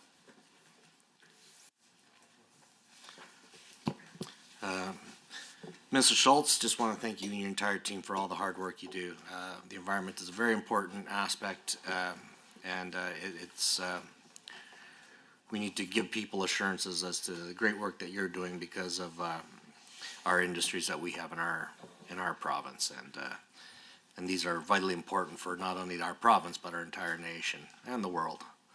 So, with that, again, thank you all for your hard work. I'd like to just my emergency management background, I'd like to just jump off of what my colleague from Carson Tabor-Warner, or just Tabor-Warner, was talking about when it comes to emergencies. We see on page 57 of the business plan, part of this effort is to anticipate, mitigate, and respond to emergencies. You're putting a chunk of money towards enhancing mobile air monitoring equipment in the upcoming fiscal year. Certainly when I drive to Lethbridge, as an example, that smell I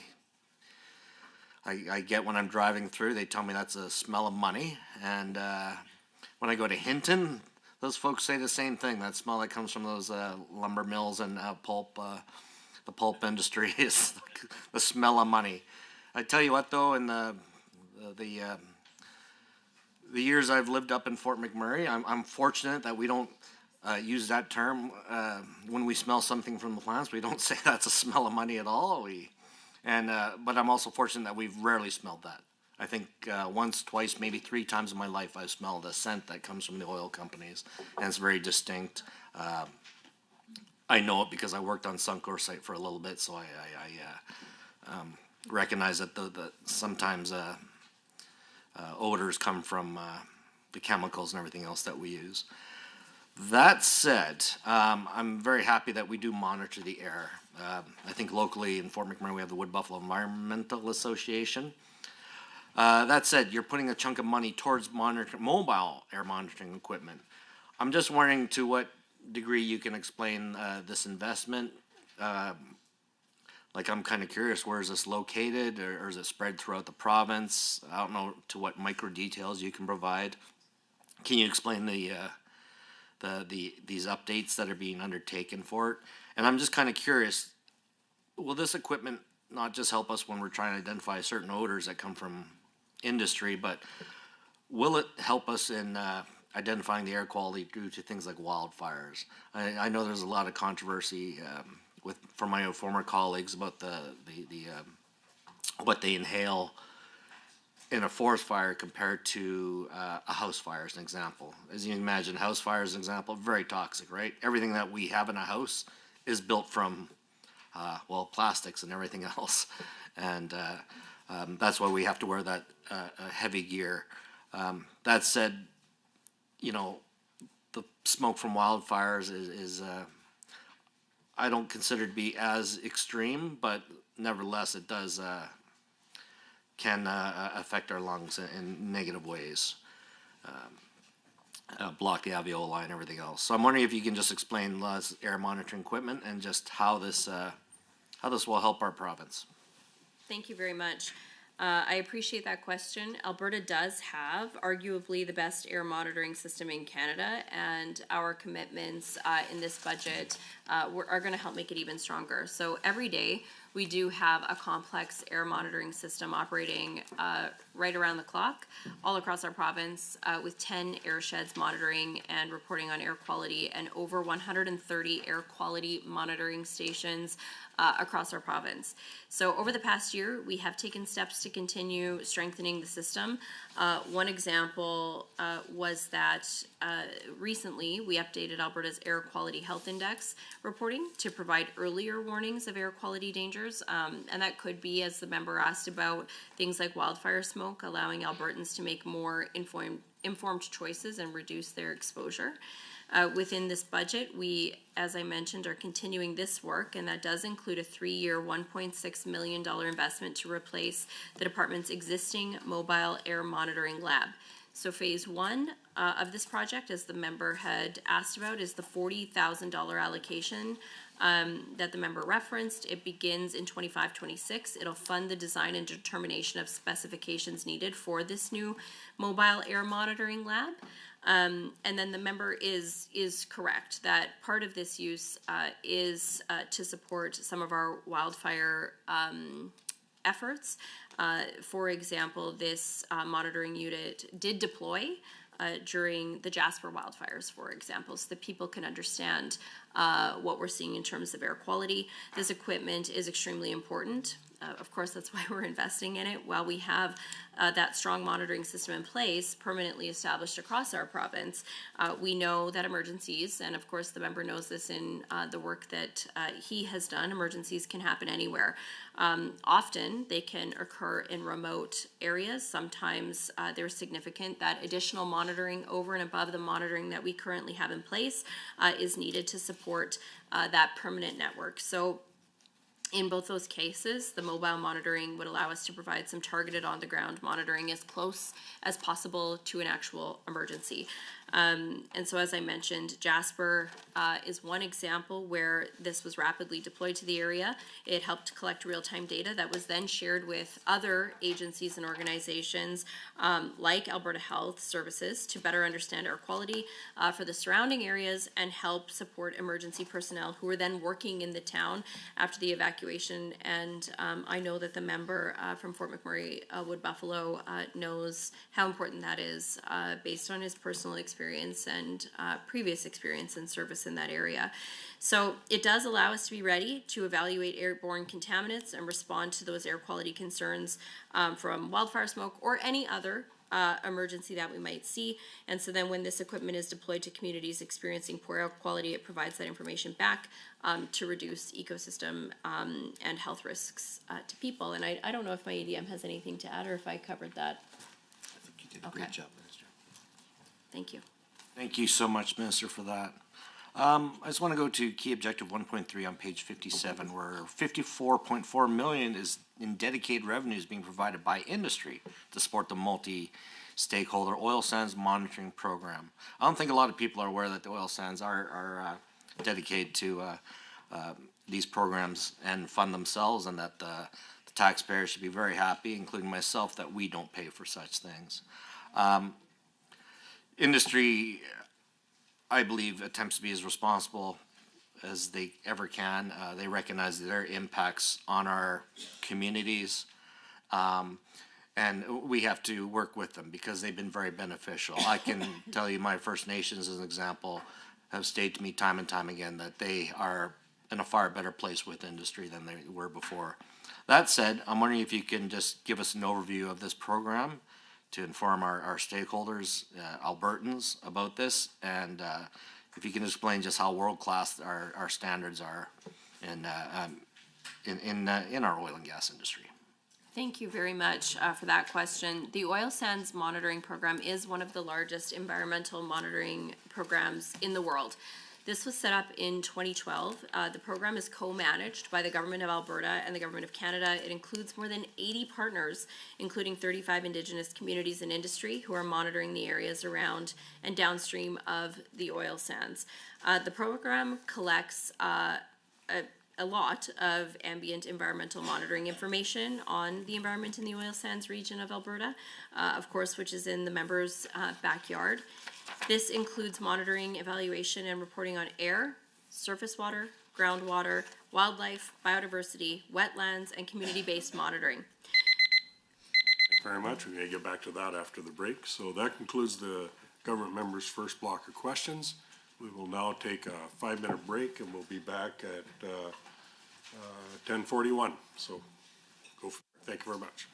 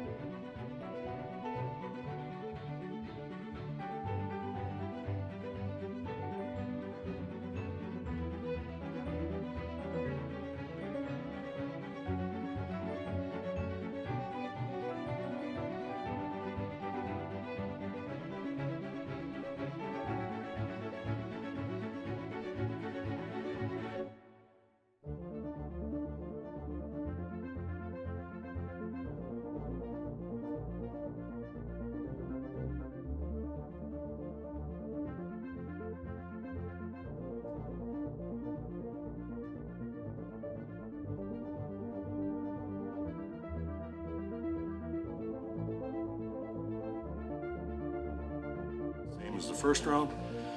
Starting with the official opposition, followed by the government caucus. However, speaking times will now be reduced, to 10 minutes. And I'm going to assume that we'll go with shared time unless anyone asks to not do that. So you'll be able to talk back and forth for that length of time. So we'll carry on. First, from the opposition, Thank you, Chair. Member Stolnick, go ahead. Dante Gapapamas Gamganakisqueo Natigasun, Michelle First Nation Otinia, Mio Gisagansik, Nanaskama Nigawe Aski Napia Goakisik. I want to acknowledge the land and the water and the air which we all breathe, and it sustains all life, including ours. And I want to thank the public service and their staff for preparing this budget and consideration and their work in protecting the water, the land, and the air.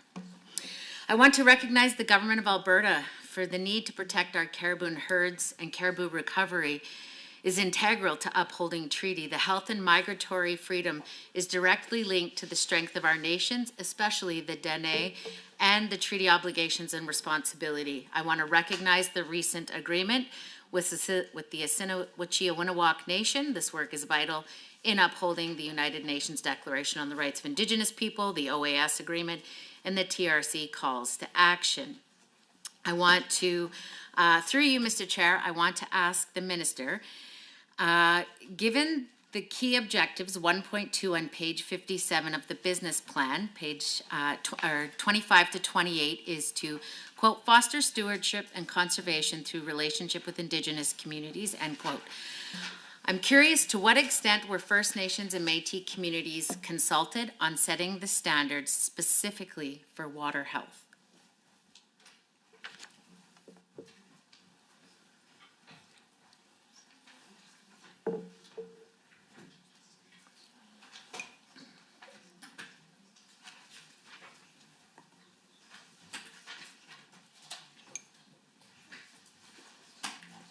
Thank you very much, Mr. Chair, and to the member for that question. My department does value our relationships with Indigenous communities and partners, and we've been working closely with Indigenous communities on a variety of files, and will continue to do so in the year ahead. I think that this is important to ensure that not only does meaningful engagement happen at appropriate times, but create new opportunities of mutual benefit as well. And so when we engage with Indigenous groups on a variety of activities, those can include anything from land use planning, new policies or potential changes to existing policies, our regulations, our provincial strategies, fish and wildlife management, management of oil sands, mine water and tailings pond reclamation, and even drought response, among a variety of other initiatives that we have underway. We do have an entire Indigenous initiatives branch that helps support meaningful engagement. And this branch does have staff across the department as well as forestry and parks with, they provide tools and advice that guides Indigenous engagement and consultation across the department's many activities. The team also administers training for consultation, Aboriginal law, and cultural protocols, which I know is also very important. And specifically to talk about water, I will call on my ADM, Kate Rich, to provide a little bit more information on the engagements that took place.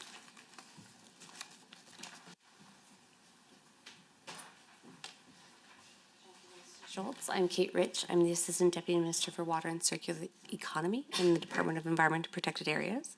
So I think the latest consultation that Minister was just referencing was the water availability engagement that took place in late 2024 and early 2025, where we provided some funding support to all Indigenous communities. It was offered to all Indigenous communities in Alberta to provide input to our engagement on identifying opportunities to enhance water availability in Alberta. It was an ideation stage, so it was really looking at everybody's experience on how to manage water. And maybe I'll just add one other example of how we work with Indigenous communities on water management. I mean, there's many, but we had an oil sands mine water science team that concluded its work that was released last year, where it was an established working group that included Indigenous communities in Alberta, federal and provincial governments, academia, etc., where it was a collaborative process to develop those reports. So just as an example of looking at water related policies. Thank you. Through the chair, the Premier asked this ministry to form a steering committee to accelerate a strategy for oil sands mine water management and tailings ponds reclamation. But the steering committee was unable to release its recommendations before the budget could be finalized. Mr. Chair, through you, I asked the minister if and how Indigenous knowledge and Indigenous knowledge systems was requested for meeting objective 1.2 in minimizing waste through a circular economy and setting the business plan objectives, if at all. Thank you very much, Mr. Chair. And just to go back very quickly, very briefly to the question asked about partnerships when it comes to enhancing caribou recovery. We are working with Fort McKay First Nation, Chippewa and Prairie Dene First Nation, and AWN to increase capacity to deliver reforestation activities. A small pilot was also completed with Athabasca Landing Métis to build capacity for restoration. There is an emerging partnership with Mikisew Cree First Nation to prioritize restoration and build capacity in areas deemed important to the community. And the Caribou Habitat Recovery Program will actively tender through, of course, our government's procurement process and through the Forest Resource Improvement Association of Alberta, or FRIA, as a third-party administrator. RFPs in this upcoming year for work to be completed under the program. And that's all in addition to the MOU that I mentioned earlier this morning with AWN, which we are also very excited about. Then to speak briefly just about the Oil Sands Mine Water Committee, which is also chaired by the MLA for Fort McMurray Wood Buffalo. This work is underway. It does not, well, I would say it builds on, it does not duplicate the work that has already been done. But what we had was a variety of different proponents coming and saying, look, you know, we have potential technology that could help address some of these concerns that we're seeing and address the issues that we do have with oil sands, mine water, and tailings. We felt that this committee, made up of folks with Indigenous perspectives, regulatory experience and understanding, to help look at what potential technologies and approaches could help us actually accelerate that work. I do know that the chair of the committee also specifically reached out to Indigenous communities, and they were able to hear perspectives and gather feedback from Indigenous communities in that work. The member is exactly right that, you know, what we said is to, instead of waiting for our report to come forward with recommendations as the committee completes their work, that was not in time for this budget, but it wouldn't be a specific line item. There are a number of ways that we could fund that work through the department's existing budget. I'm really looking forward to hearing from that committee on some of their recommendations that they would move forward with. For example, just yesterday we met with a First Nations community who was very grateful to be invited by the chair of that committee, the MLA from Wood Buffalo, to provide their feedback. They're really excited to see what is to come, as am I.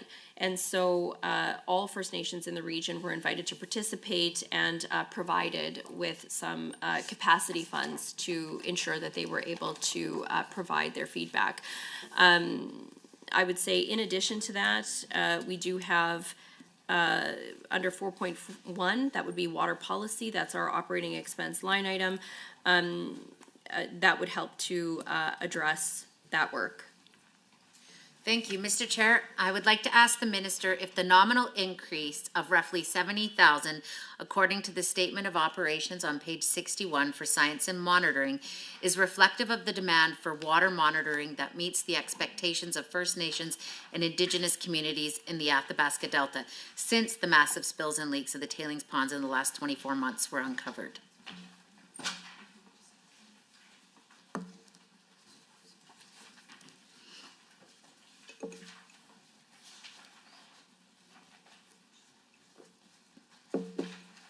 Just clarify, that was on page 63 that you referenced? 61. 60, sorry about that, 61.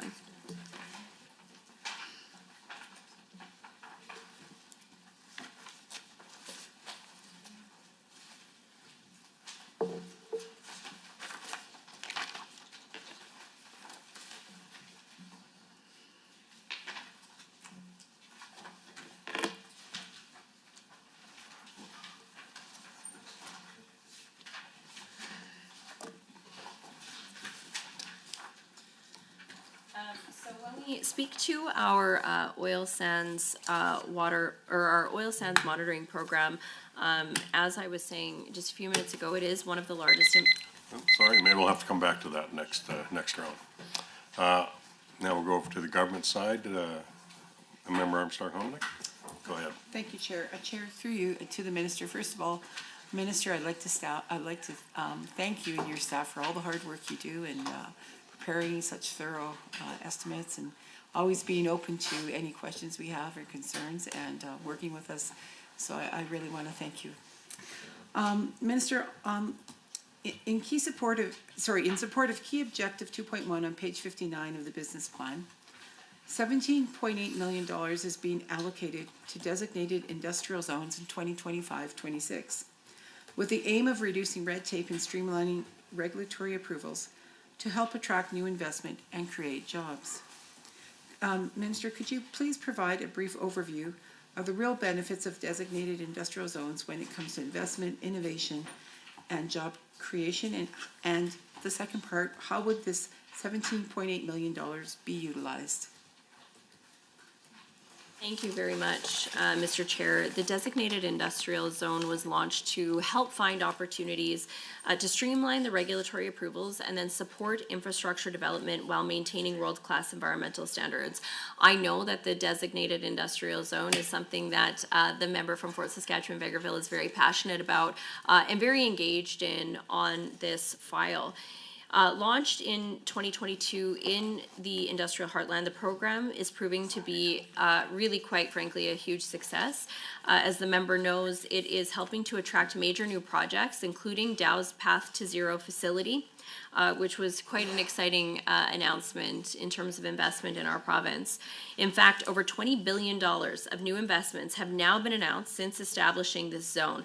That includes Shell Polaris, the ATCO Yellowhead Main Line, and the Cando Rail expansion, as well as expansions at the Plains Midstream, Wolf and Pembina.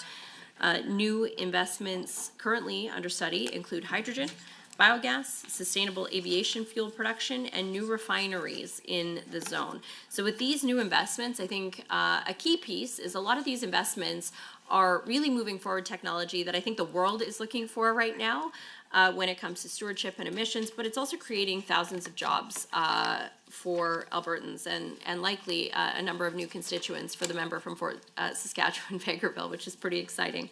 We're increasing efficiencies while maintaining the highest of environmental standards, and that was really key to the development of the program.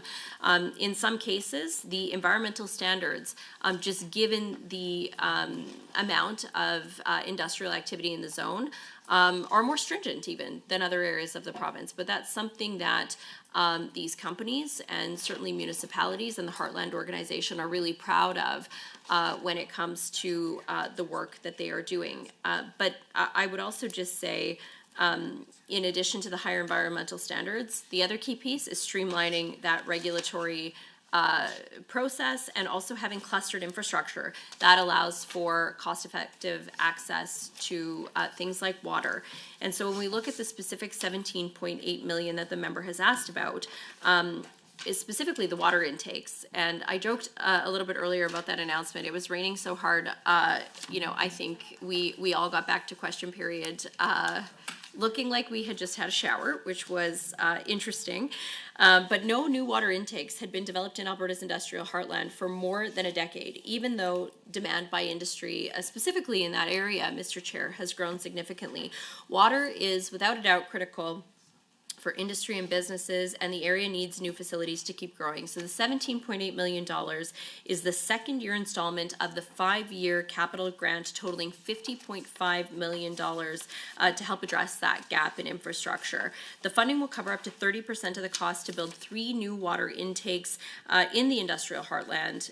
These new intakes will enhance access to water needed to drive new investments and jobs, like I mentioned, in hydrogen, in petrochemical, mineral refining, and other sectors in the zone. So ultimately, this will help create jobs, grow those very important sectors, reduce global emissions, and provide the resources and materials that the world is looking for right now, but again has the added benefit of helping us to further diversify our growing and thriving economy. Thank you, Minister. Chair, through you to the Minister. On page 59 of the business plan, we can see that $5.1 million of the budget is being allocated to continue building the digital regulatory assurance program, which will help to enhance administrative and regulatory efficiency and effectiveness. It is also my understanding that we have seen significant improvements when it comes to timelines for approvals under the Water Act. Minister, can you provide this committee with an update on how much Water Act approval timelines have been improved? And given that water is a top of the mind issue for many of Albertans, how critical is it that your authorizations under the Water Act continue to be streamlined?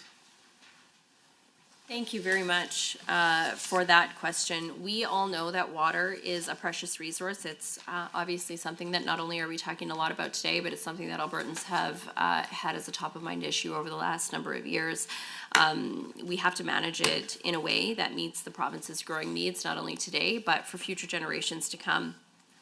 I would say in recent years, and certainly this is one of the things that I found, even back when I was Minister of Municipal Affairs, there was a frustration I heard often from municipalities, but also for, I would say, companies or businesses who are looking to grow. There was a significant amount of frustration about how long it takes to get regulatory approvals and decisions under the Water Act. So that is why, I mean, it is part of my mandate item from the Premier.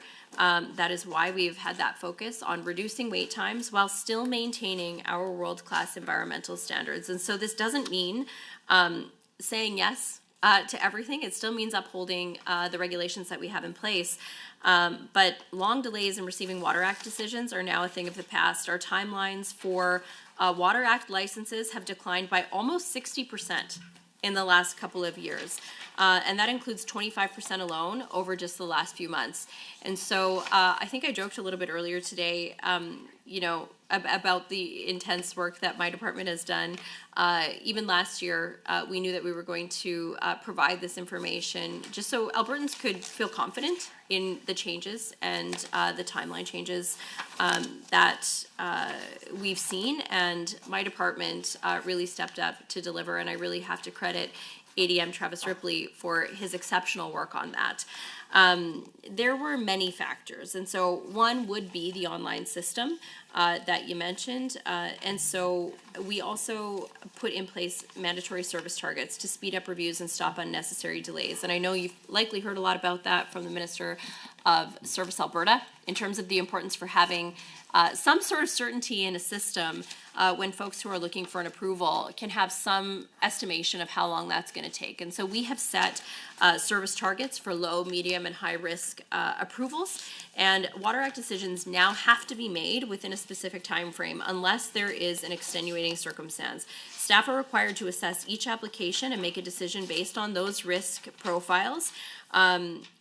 Low risk decisions have to be made within 60 days, medium risk 90 days, high risk 120 days. Those targets include the time required for public consultation where that is necessary. Of course, no change has been made to the actual standards, but it does prevent a situation from somebody sitting on a file unnecessarily, or, you know, maybe not having all the complete information and just letting a file lapse or get lost in the system. And so we see what files are outstanding in each of those different areas, and then we're able to address ones that are outside of those service areas. This is obviously very important because we know that Water Act governs activities that impact water quantity and quality. So we know that requiring organizations for things like altering water flow, changing water locations, and diverting water for various uses. Unnecessarily long wait times are more than just a frustration or a nuisance, but they do delay projects. They reduce economic development. They limit water users' ability to adapt to changing conditions that they're seeing on the ground. And so streamlining those authorizations helps not only make better decisions, but supports that economic growth that we're looking for. Progress is being made. I'm the first to say that more needs to be done on that front. But also, we can't just have a system that relies on paper record and fax machines. It doesn't give us the information that we need to make real-time decisions, especially, looking through the drought scenarios that we saw in the last couple of years. So we did add functionality for water well drilling and vertical closed loop drilling applications into the digital regulatory assurance system. In January of this year, pesticide vendors and applicators registration were added to that as well to validate and manage registrations, amendments, renewals with timely, accurate, and streamlined service. And then we launched the Environmental Records Viewer, which is a map-based tool that visualizes water licenses and pesticide service and vendor registration holders across the province. More is going to come and a lot of feedback. Thank you very much. We'll go back to the opposition. Just a minute, I want to get this. Member El Maligi. Perfect. Okay, go ahead. Thank you, Mr. Chair. Well done. Third time's a charm. Thank you, Mr. Chair. To the Minister, I'd like to talk about caribou, but not too much because we've actually already talked about caribou quite a bit. So the business plan shows $40 million allocated for caribou recovery. This includes habitat restoration, population monitoring, predator management, blah, blah, blah. I want to know specifically how much of that $40 million is allocated to continue the wolf cull in caribou habitat. The wolf cull was meant to be a temporary measure until habitat could be restored. It seems to be becoming more of a permanent measure. How much longer can we expect to have a wolf cull in the name of caribou recovery? And why aren't we reclaiming habitat more quickly? Thank you very much to the member for the question. I do just want to finish answering the previous member's question just on the oil sands monitoring very briefly, as I didn't get a chance to quite finish that one, and then I will move to member El Maligi's question about caribou and predator management. So I do just want to mention that the oil sands monitoring program does include a monitoring, evaluation, and reporting on air, surface water, groundwater, wildlife, biodiversity, wetlands, and community-based monitoring. All data is collected at over 1,000 sites, including air at 216 sites, lakes and rivers at 102, groundwater at 46 sites, surface water at 161 sites, vegetation and animals at 530 sites, fish at 26 sites, and wetlands at 40 sites in the area. And so I just wanted to provide that follow-up information as well. We know that when it comes to supporting caribou populations and recovery, that part of that equation is, of course, habitat restoration and maintaining the habitats that we have. But we also know that predators are also a risk, and so not just wolves, but grizzlies as well create a risk to caribou. And so while caribou populations recover, we do have to protect them from unsustainable levels of predation that impacts our success in those areas. I mean, to say it simply, if we don't also focus on the predator risk, habitat restoration is only a certain portion of us being able to meet the goals that we have. So specifically when it comes to wolves, wolf management is conducted annually in 9 of the 15 caribou ranges on provincially managed land. So this has helped create some stable and sometimes increasing caribou numbers while habitat restoration is underway. We do have key contracts and grants that support this key work, and that includes $2 million to support woodland, caribou, wood bison, and wolf programs with annual capture and collaring and predator management of wolves. A $350,000 grant to the Alberta Trappers Association to incentivize trapper participation in and near select caribou ranges is also part of that work. And I don't know, does my ADM Tom Davis have anything to add? I think you've covered it, Minister. Through the chair to the Minister, thank you for that answer. The reason why I'm asking about the wolf call is that wolves follow the linear disturbance footprint, which I may have mentioned repeatedly already. That's why reclaiming legacy seismic lines is so important. There is a target, a performance metric, in the business plan around reclaiming seismic lines. However, if we meet that target, it will literally take hundreds of years to reclaim the legacy seismic lines. So clearly, we are not reclaiming the habitat and addressing the source of the issue, which is this linear disturbance. This is one of the reasons why the target for caribou recovery is actually a % of undisturbed habitat in caribou range. The scientifically accepted target is to have 65% of caribou range undisturbed. That is not a target or a performance metric in the business plan. I'm wondering why not, and how many caribou ranges currently meet this target of 65% undisturbed habitat?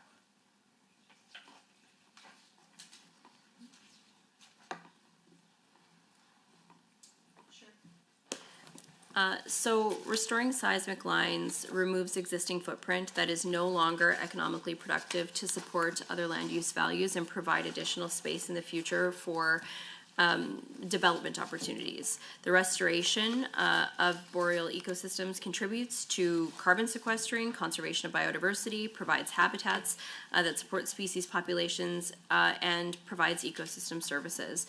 So it does cost approximately $10,000 to treat 1 kilometer of seismic line. It's estimated that the cost to restore all of the legacy lines is more than $2 billion. Legacy seismic line restoration is the responsibility of our government, and restoration of other seismic lines is the responsibility of industry. We do have a number of industry partners who have shared their progress on voluntary linear restoration with our department as well, which I'm happy to share. Cenovus, for example, has treated 1,714 kilometers of linear disturbances in the Cold Lake Caribou Range between 2013 and 2024. In 2024, 224 kilometers of the total just over 1,700 kilometers were treated. In 2024, Meg Energy treated 215 kilometers of linear disturbances in the east side of the Athabasca River Caribou Range. So in particular, the Christina sub-range. Meg Energy restoration program has been implemented since 2016. Shell hasn't completed the voluntary restoration to date, but the company is working with our department to evaluate providing support for this program in 2025. And I think I'd be able to call on my ADM, Andrew Horton, to speak a little bit more specifically to each of the ranges and what we're seeing there. Andrew Horton, ADM for Lands Division within EPA. So with respect to the specific ranges, I don't have on tip of my fingertips all 15 ranges and their percentage of undisturbed habitat. We do know that in some of the ranges with some disturbance, we are seeing caribou populations increase quite well. So the Alapech range has seen their herds increasing, and so some of the work we want to do with the sub-regional planning is to support that linear disturbance removal and access management plans that allow for better improvement of those undisturbed areas to ensure that the caribou habitat is protected and those herds can remain healthy. These are long-term plans though, so this is something that takes a long time to recover. These lines are cut very deep in the earth, they don't recover on their own. So that plus the access management, in order to achieve that 65% target, we are given a significant amount of time. The standards that are set by the federal government do provide for quite a long, period of time for that recovery to occur. So we are taking those actions through that sub-regional planning process. Through the chair, thank you, ADM and Minister, for that answer. We've brought up the sub-regional plans for caribou multiple times. There are 11 sub-regional plans. To date, 2 have been completed, and those regulations have yet to come into place. When can we expect the remaining 9 regional plans to be completed, and when can we expect regulations that actually make on-the-ground changes to come into place? Mm-hmm. We are working on addressing this work right now. As I mentioned earlier this morning, this is absolutely a priority of our department. When it comes to the regulations, I know there has been some additional feedback that we've received. And so we are working to incorporate that feedback. I do believe we will see one of our next caribou sub-regional plans going out for public engagement very soon. Who knows? Next week? I'm not sure. I probably shouldn't make commitments, but very, very, very soon. And we are working to strike a balance. I think that the process has been really complicated, and so some of the feedback that we received is providing clarity for all land users on what these actually look like. And so my poor department hears a lot about simple language. These are not simple plans, but any way that we can make it easier for all of our users to adhere to the guidelines within the plans and have a common understanding of how these plans are going to be interpreted is a positive. So more work to come on that soon.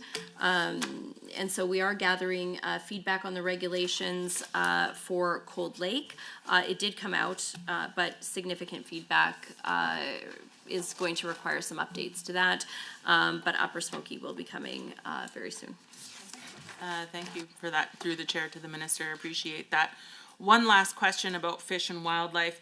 It looks like line 5.2 on page 85 of estimates shows $24.3 million, which is an increase from previous years.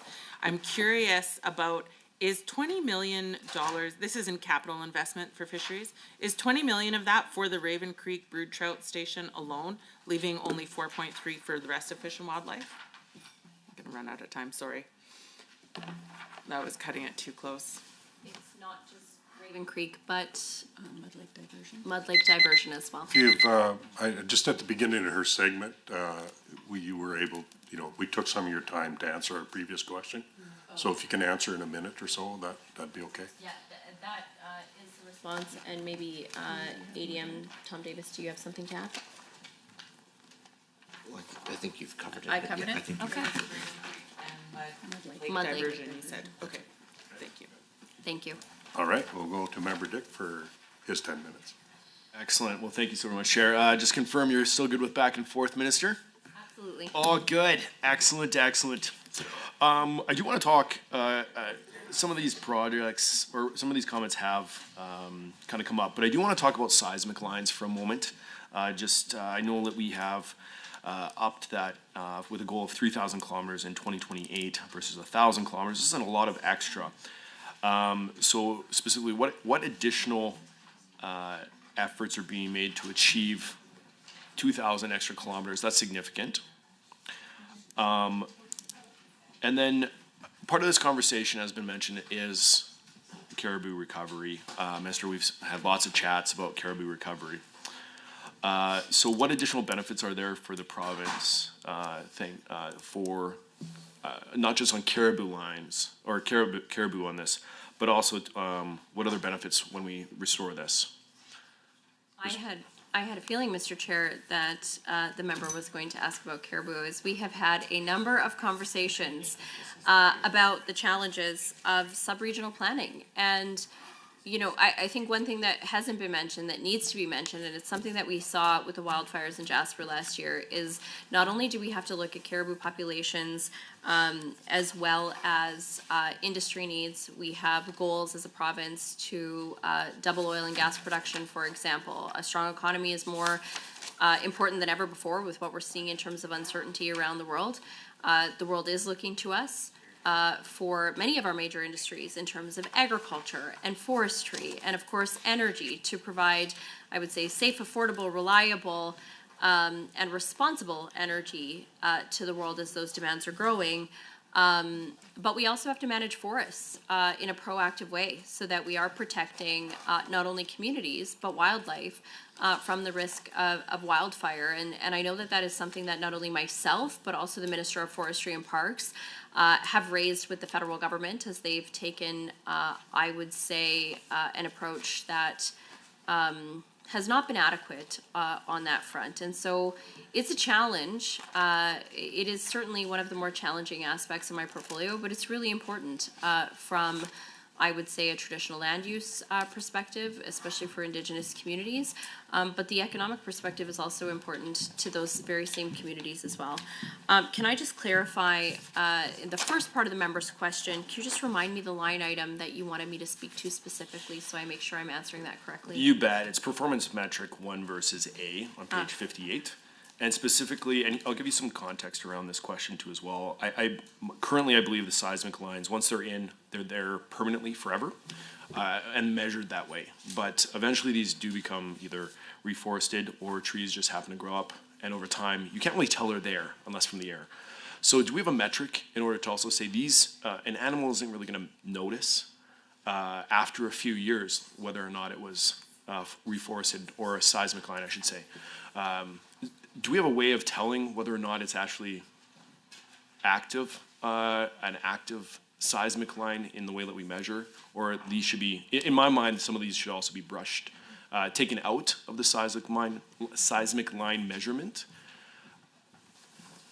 That's a great question, and it reminds me a lot of the conversations that I've had with my federal counterpart, Minister Guilbeault, who, you know, I would just say every time we talk about taking a common sense approach that reflects what we're actually seeing on the ground in Alberta, I think that's important, because I think a Google Map image is not the same as what people see and when they're actually on the ground. So we do know that, well, first of all, Caribou area recovery takes time, but we are stepping up to make investments in these areas.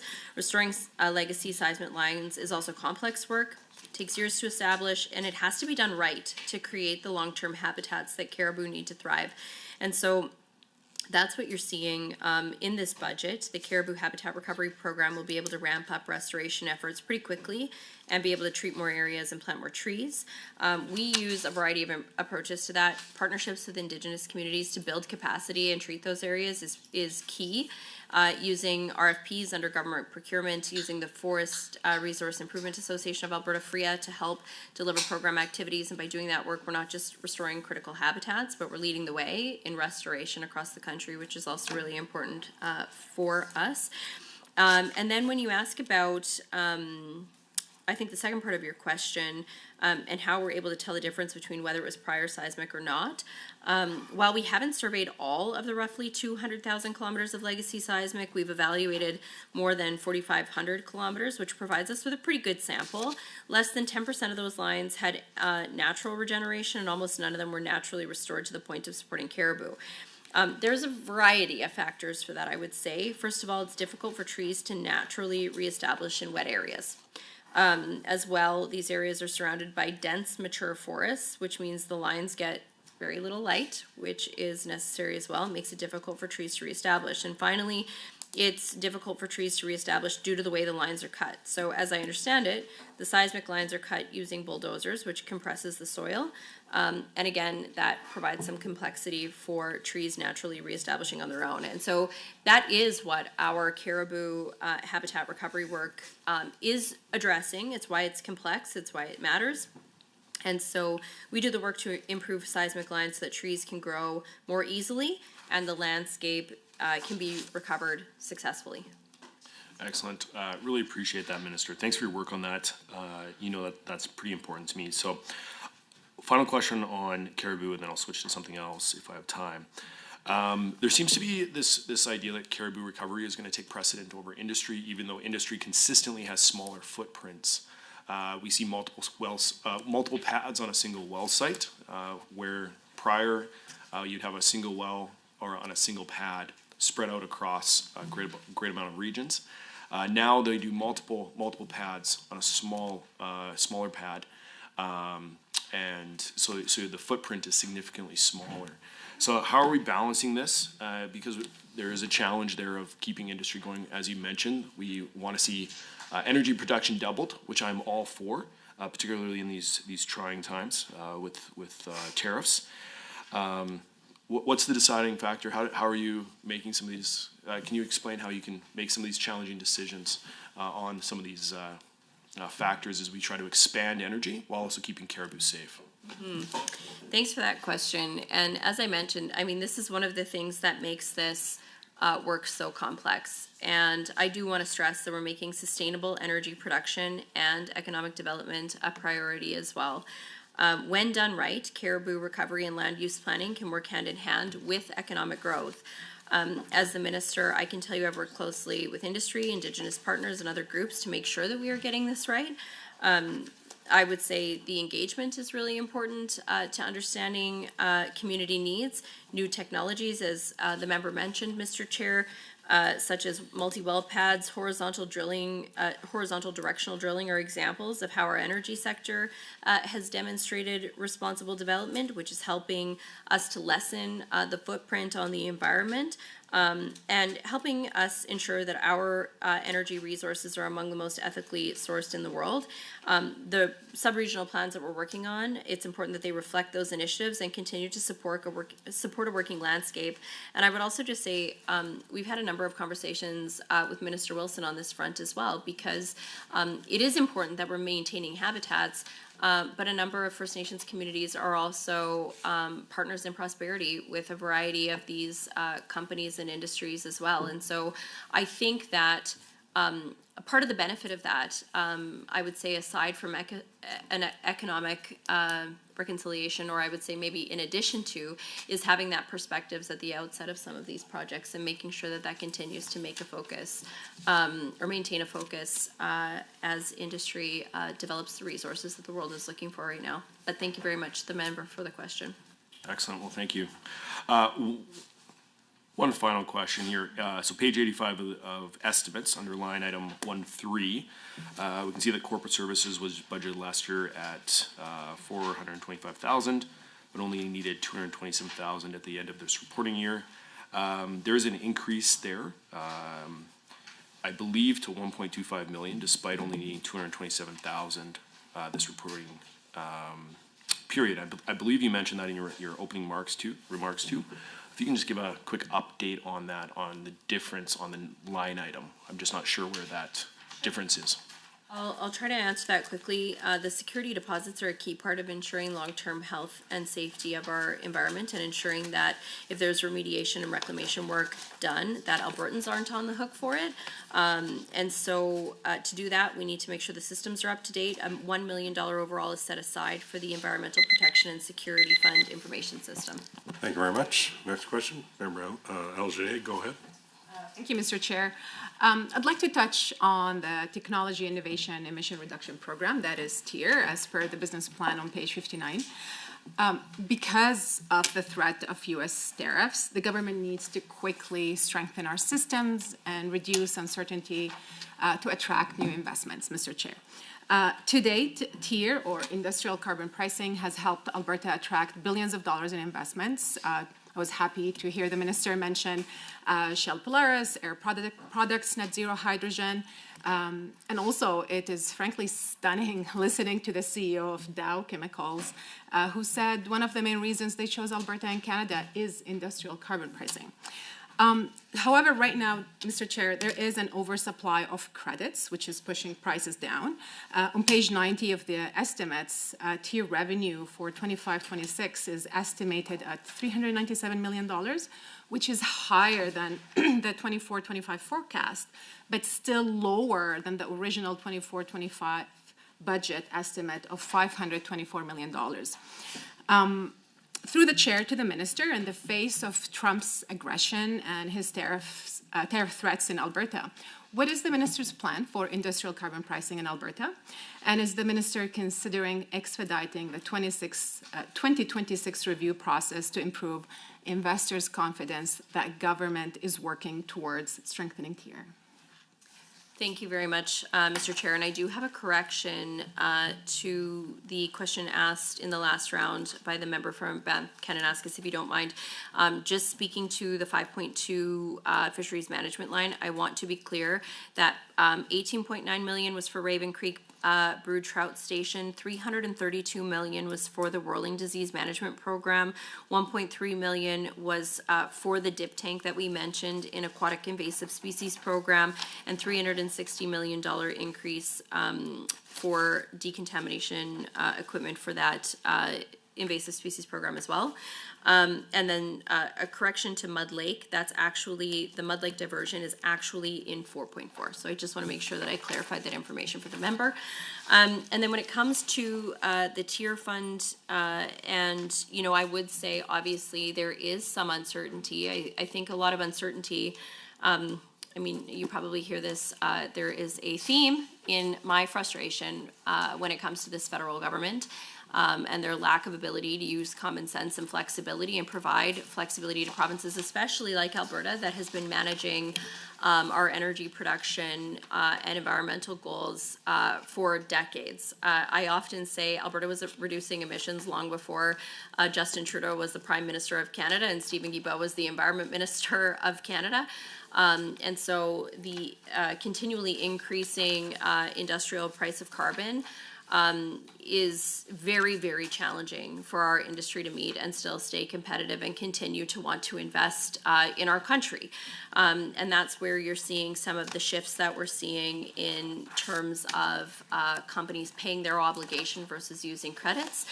This is one of the things that we would like to look at in our review. To the member's question of are we looking to expedite the review, I've already been very transparent with industry and others to say that if people have ideas about things that are working or not working within TIER, to please make sure that they're providing us that information. We've received a number of written submissions as well, and I know my ADM, Patrick McDonald, has already had a number of meetings with folks within industry in preparation for that 2026 review. But I think that should we actually see a change in the federal government and see some flexibility from a common sense federal government, which is something I would love to see, we want to be ready to be able to take some of that feedback from industry as we move forward. And I do know that industry also feels strongly that our environmental record when it comes to responsible energy development is something that also helps us when we're looking to create additional trade relationships, which is important at a time like this with so much uncertainty with our major trading partner to the south. Certainly I know when I was in Japan in February, one of the reasons I was there was because Japan has a very I would say ambitious environmental set of environmental goals, especially as an energy consumer. And they view partnerships with places like Alberta as a way that they can actually meet their overall emissions goals by bringing in responsibly produced, lower emissions natural gas. The member is nodding, but not only for Japan, but also to bring that into other areas of Southeast Asia as well. And so I think that that's pretty important. And I think, again, I would just mention that credit use, we are seeing it increasing as well. And I don't know, ADM, McDonald, do you have anything else to add there in terms of what we're seeing from the issue with the credit use and what we're seeing in terms of patterns? Yeah, you bet, Minister. ADM Patrick McDonald. So just in regard to that credit use and the oversupply, as you termed. Right now, we are anticipating increased credit usage across the TIER compliance, and that's really again as a result of the system enabling that flexibility as we've increased the credit use limit to meet that obligation. So it's increased this year; it'll increase next year and the following year, which enables a more competitive system, enables lower compliance costs for a lot of the regulated entities in that. Thanks. Thank you. Thank you, Mr. Chair. Just to answer the member's specific question about the variance, there is flexibility within the TIER regulation, of course, and so that is what makes it difficult to accurately forecast the revenues to the TIER fund, given the complexity of flexibility and variability in the product markets. But specifically the variance, first, the forecast is adjusted to compensate for the 2023 compliance submissions received on June 30th, 2024, being lower than estimated. And secondly, the forecast now assumes facilities will use credits to meet their 2024 compliance obligation close to the maximum credit use limit, whereas in budget 2024, assumed credit banking would occur. Thank you, Minister. Mr. Chair, to her credit, the Premier has shown commitment to TIER. The Premier said, and I quote, "We're going to continue with an industrial carbon pricing strategy because it's working." Is the Minister as committed to carbon pricing in Alberta? Our government is very much on the same page in terms of where we are going to go. We're committed to our TIER program, but it is really important that we work to understand, of course, as we're looking to be a leader in environmental and responsible energy development, that we are ensuring that we still remain competitive. And so I know industry has said that they very much value the TIER system. But I do think that there are some changes that could help ensure that we still remain competitive, because if we do not remain competitive when it comes to energy production, we're not going to continue to supply the world with what they're looking for when it comes to responsibly produced energy. Thank you, Mr. Chair. It is absolutely true. We need to stay competitive. With that, is the minister doing everything she can to instill confidence in Alberta's carbon markets by signaling the type of reviews the ministry will be making? So, for example, in the conversations the ministry is doing with industry, in hopefully an official manner, is the minister telling the industry that she's reviewing the tier stringency? Is the minister signaling to the industry that Alberta is looking at the benchmark in order to help with credit oversupply issues? Is the minister, through you, Mr. Chair, committed to increasing the transparency of the tier market and signaling all this to the industry in order to remain competitive and in order to attract investments, as we did with Dow and Air Products, net zero hydrogen, and so on? Yes, I feel, one thing I've heard from industry is that the ever-changing and layering of problematic policy from the federal government has created so much uncertainty for industry. It's why we're not continuing to see additional investments, especially in our energy industry, and it limits the technology and innovation that's going to be required to further reduce emissions, and that is a problem. And so all along, I have been very consistent, and in every speech I give, chamber lunches, media, you name it, I have been very consistent that we want industry's feedback, and we have been saying that because we want industry to know what we're looking at. We want them to have confidence that we're not going to make changes that take them by surprise. And so we do have very close conversations with all of our industry partners in a variety of industries related to TIER, and we're also working alongside energy and minerals in that work as well. So we've been very publicly consistent with that message, and meet with industry regularly to ensure that they know what we're working on and when those further engagements are coming. 6 seconds. Is the minister working on contracts for difference? We'll get back to that. Okay. Did you want to answer that? Well, I mean, largely that is a conversation that is happening with the federal government on contracts for difference. It's been a major source of frustration, with the federal government on a number of programs and projects. And so that continues to be something that both ourselves in environment and protected areas, but also energy and minerals continues to work on with the federal government. Thank you. Member Bojangles, go ahead. All right, good morning. Well, Minister, you're doing great this morning. A lot of information. Before I ask my question, I just want to outline and say how I'm impressed with amount of work and the great work you do. And as Parliamentary Secretary to Indigenous Relations, I gotta attest that I'm truly impressed the amount of time you spend not only in your office, but also traveling the province. And I was privileged to travel with you as a Parliamentary Secretary to some of remote Indigenous communities. And I tell you, I can't keep up with your speed. I'm not a staff. Agreed. As well as the Indigenous community expressing their how they're happy with how you're addressing caribou problems, trying to fix and help them to coordinate that, fish and wildlife, grasslands, watersheds, and I got to tell you, they're impressed with you.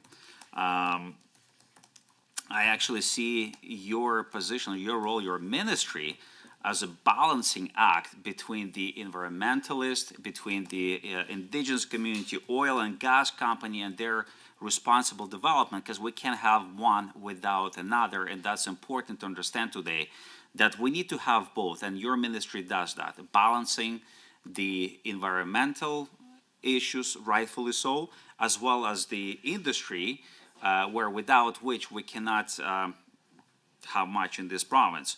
So thank you for that, for keeping our Alberta environmental standards best to none in the world. I don't think there's any oil and gas producing company or country in the world that can that has standards we have. So with that, I want to dive into some details and ask you some detailed questions that I have. I want to start with support of the key objective 1.2 outlined on the page 57, which is to strengthen environmental resource stewardship and conservations on we have $22.2 million is being allocated to conservation programs.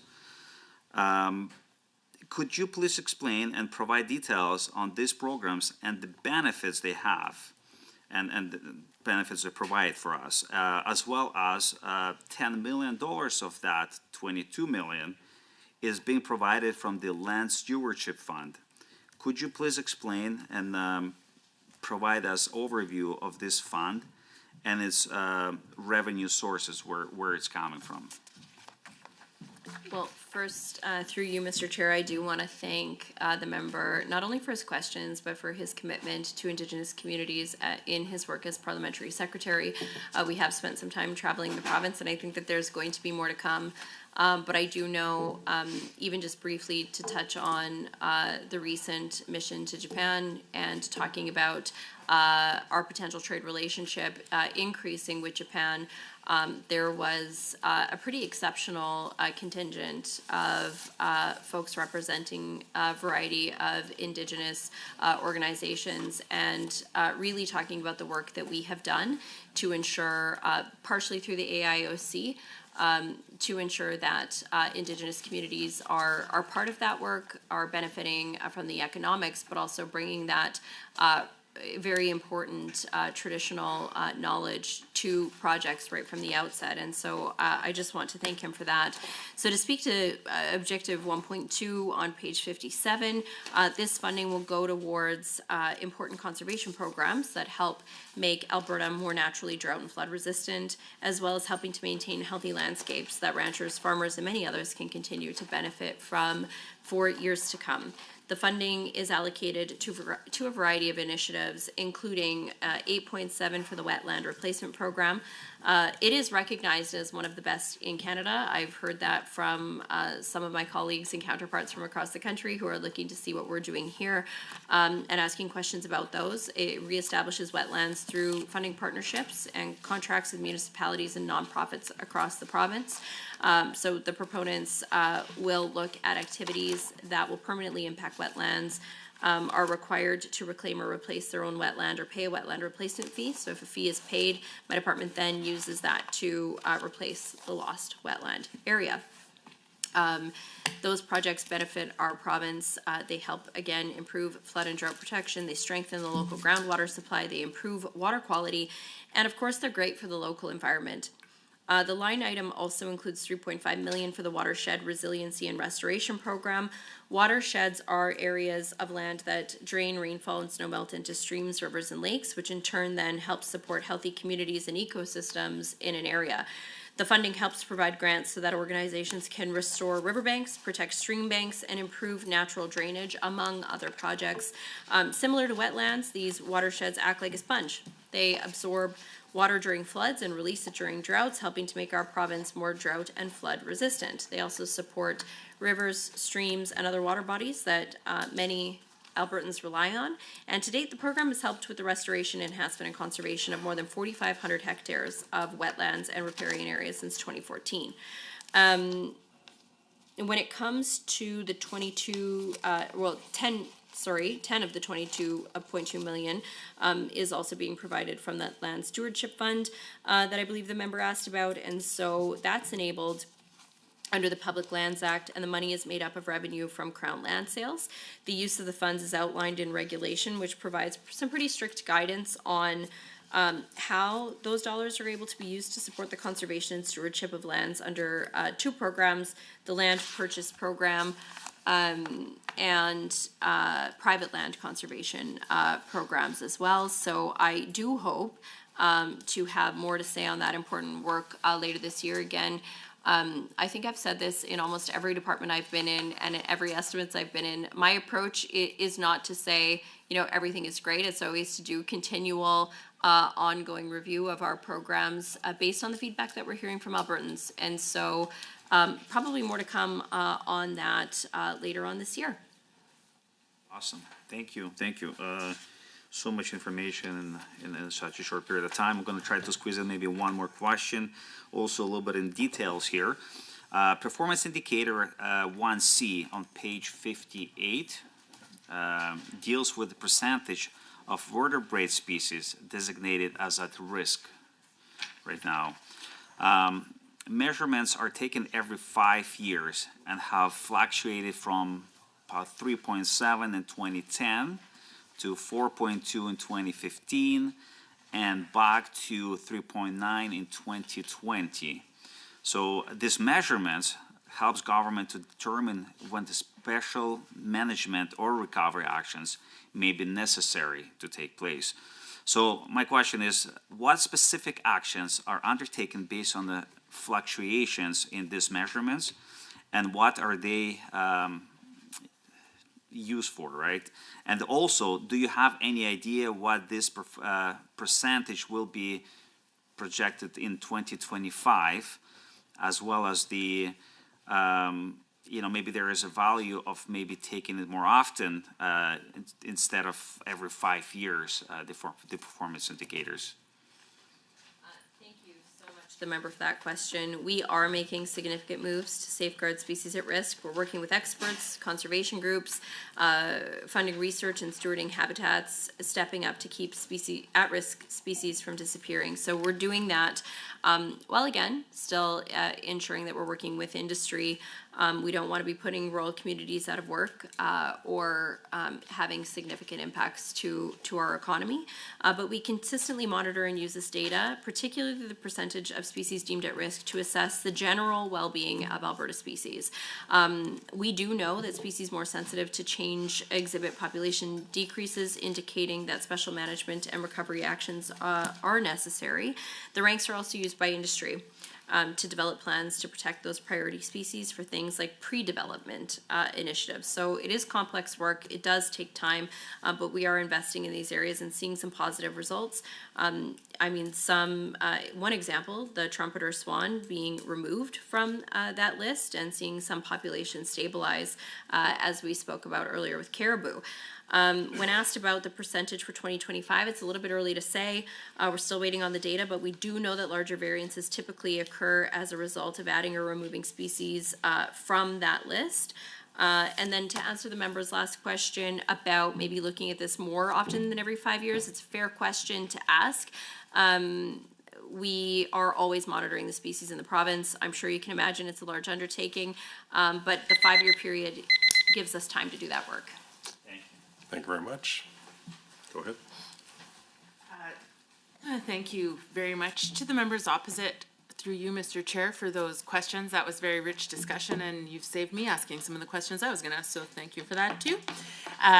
This is my last hurrah in this estimate here, and so I also just want to take some time to thank all of the members of the public service, the deputy ministers, the assistant deputy ministers. Those binders are incredible, and I know that the creation of those binders trickles down through the public service, probably through arts requests, all the way down. So you have an incredible team supporting you, Minister, through the chair to the minister, and you're very lucky to have such a dedicated and very capable public service behind you. I want to take my last few minutes to ask more about coal mining on the eastern slopes. So part of the responsibility of this ministry is to monitor water. That's come up several times, monitoring water quality. We know that coal mining creates selenium contamination and that it is a persistent issue and one of the greatest risks with coal mining. So I note that the budget for water policy estimates line 4.1 has been cut from 6.8 million to 5.5 million, which is a 19% reduction. Given the scientific evidence of persistent selenium contamination in watersheds near coal mining, how can the minister justify reducing funding for the very program responsible for water protection policies?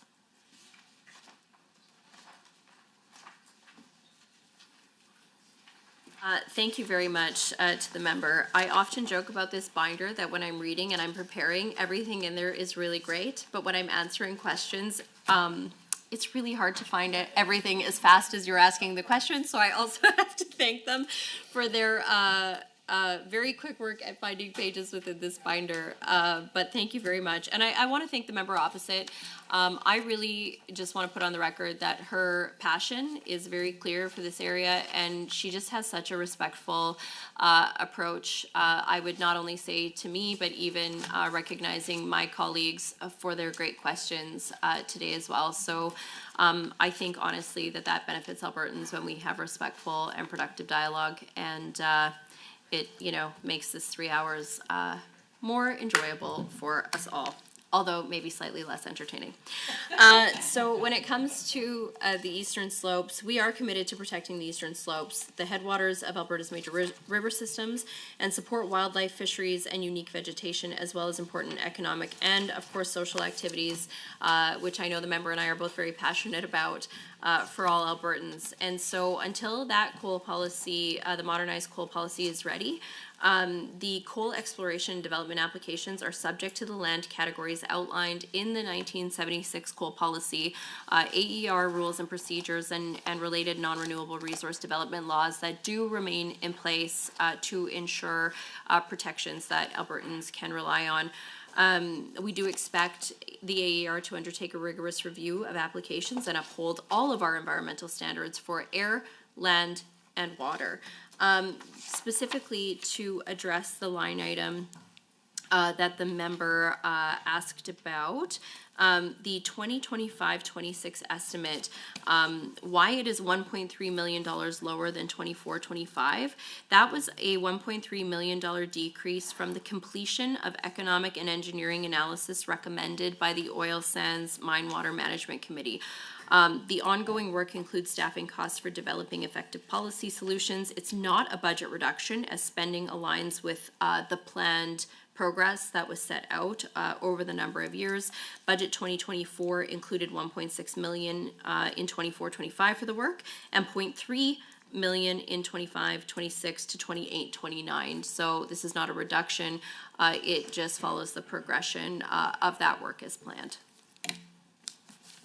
Through the chair to the minister, thank you for that answer. I'm still struggling with this idea of coal mining along the eastern slopes and in our headwaters. We've spoken repeatedly about water monitoring today. I know that there have been cuts. I don't know which line item it comes from, to be fair, but I know that there have been cuts to the number of water monitoring stations in southern Alberta. There are currently no water monitoring stations upstream from the Old Man Reservoir in the river. That's problematic because that is the exact river that will be impacted potentially by the Grassy Mountain coal mine. So I really am trying to reconcile how we can commit to water quality monitoring and at the same time reduce the number of water quality monitoring stations in the province. And then my follow-up question is, what happens to that monitoring? If we don't have clearly defined thresholds and indicators, we don't have a process for doing anything on the ground with that monitoring data.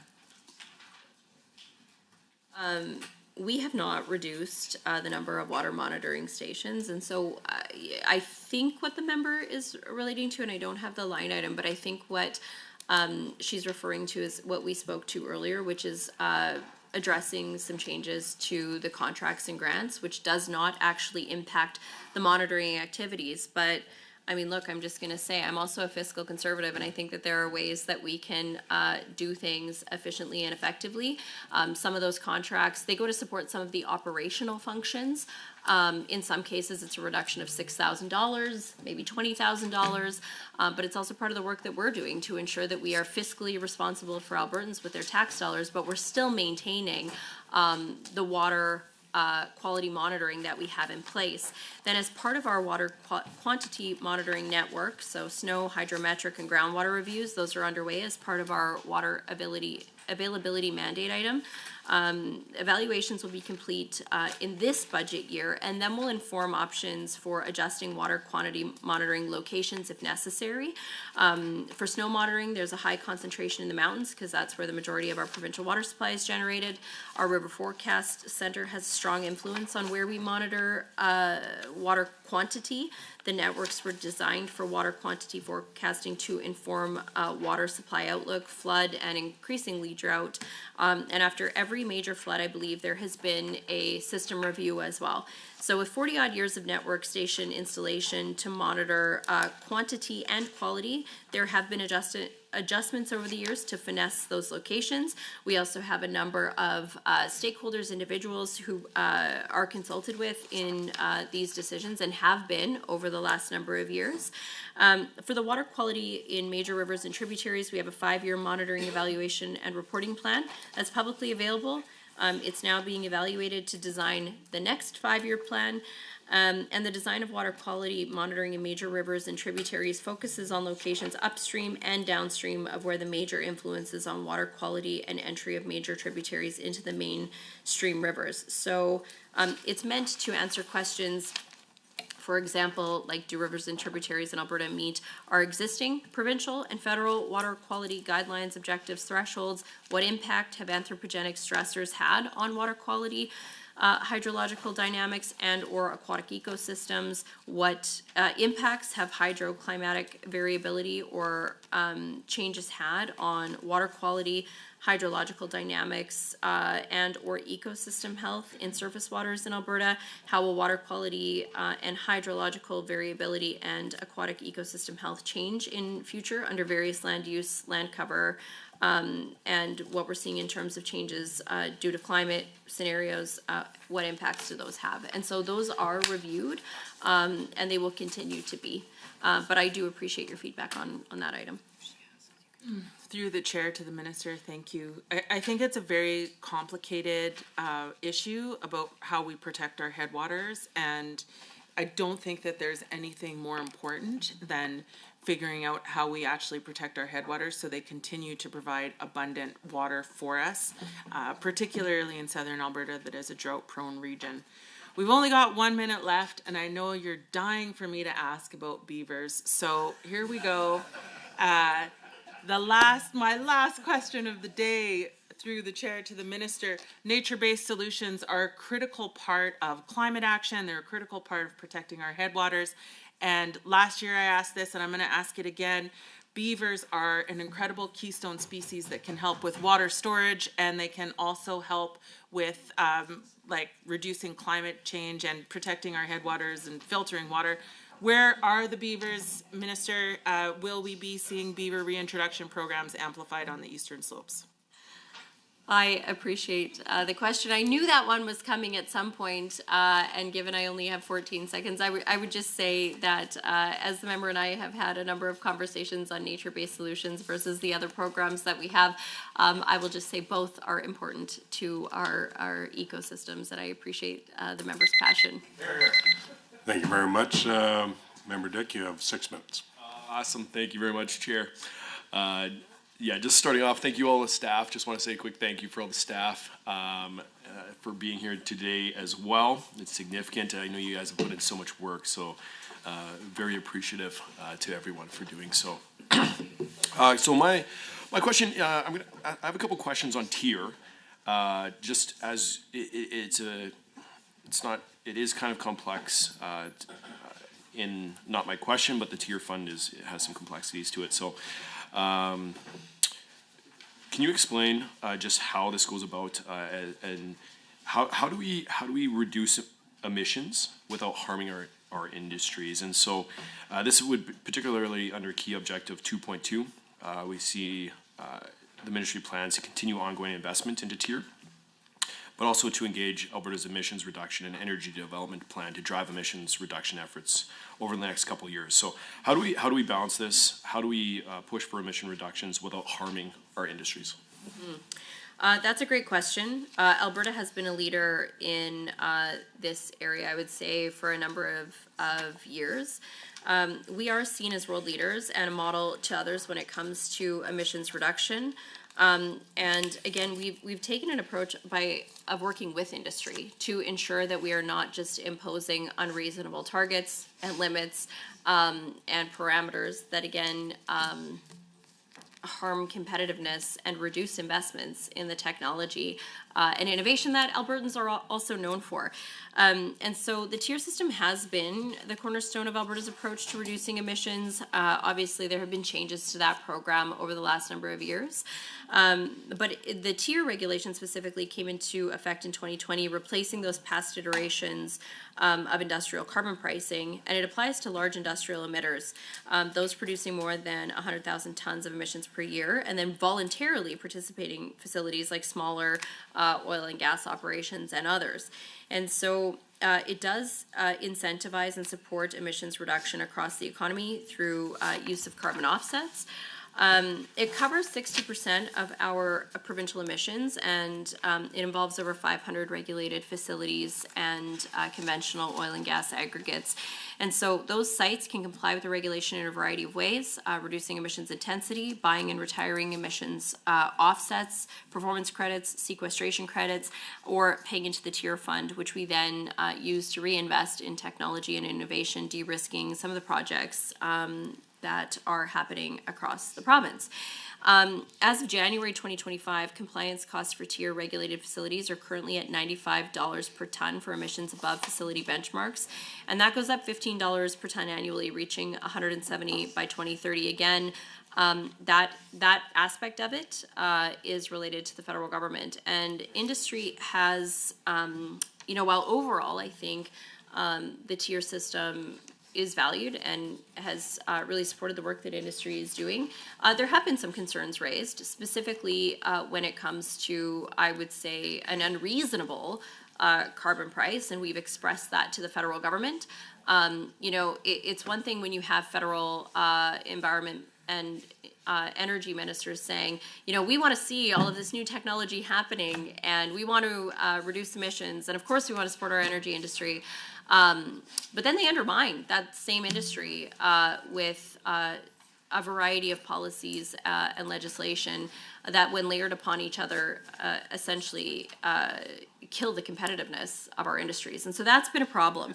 But as I've said earlier today, I've been very clear with industry. Come to me with your recommendations. What's working? What's not? Does this still allow us to be competitive? Do you value this system? Help me understand what is working and what is not, and come to us proactively so that we know what you're thinking. And so, like I said, the review of that program is set for 2026, but just given all of the uncertainty that we're seeing, not only globally, but I would say even with our federal government, we should just be prepared and have a good understanding of what industry sees as working well and how we can still remain competitive. Awesome. So just continuing on the tier fund, thanks for the response, Minister. It's a big budget. Tier is a significant amount of money. It's $192.2 million, I think, is allocated for funding this next year. How did you decide upon the number of $192.2 million for the allocation? I'm just kind of curious, how did you come up with the funding amount? Yeah, that's a great question. So first, our department is the lead administrator of the tier fund, and allocations are dependent on the forecasted revenue that's going to come in each year.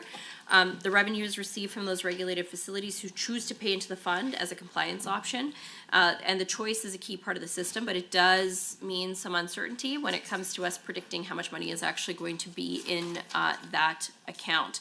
And it can lead to adjustments throughout the year, as we often see. So as in previous years, the first $100 million in annual revenue and 50% of the remaining revenue are available for programs supporting emissions reduction and initiatives to help communities also become more resilient. So consistent with last year's, if tier fund revenues reach $100 million, 50% of the amount in excess of $100 million is allocated to support deficit and debt reduction, and our ACIP program, which is led by Energy and Minerals. And then of the overall funds, a portion is directed to support initiatives in other departments. Apologize for the interruption, but I must advise the committee that the time allotted for considerations of the ministry estimates is concluded. Good questions, good answers. good day. I would like to remind committee members that we are scheduled to meet on Monday, March 17th, 2025 at 7 p.m. to consider the Ministry of Transportation and Economic Corridors. Thank everyone. Meeting's adjourned.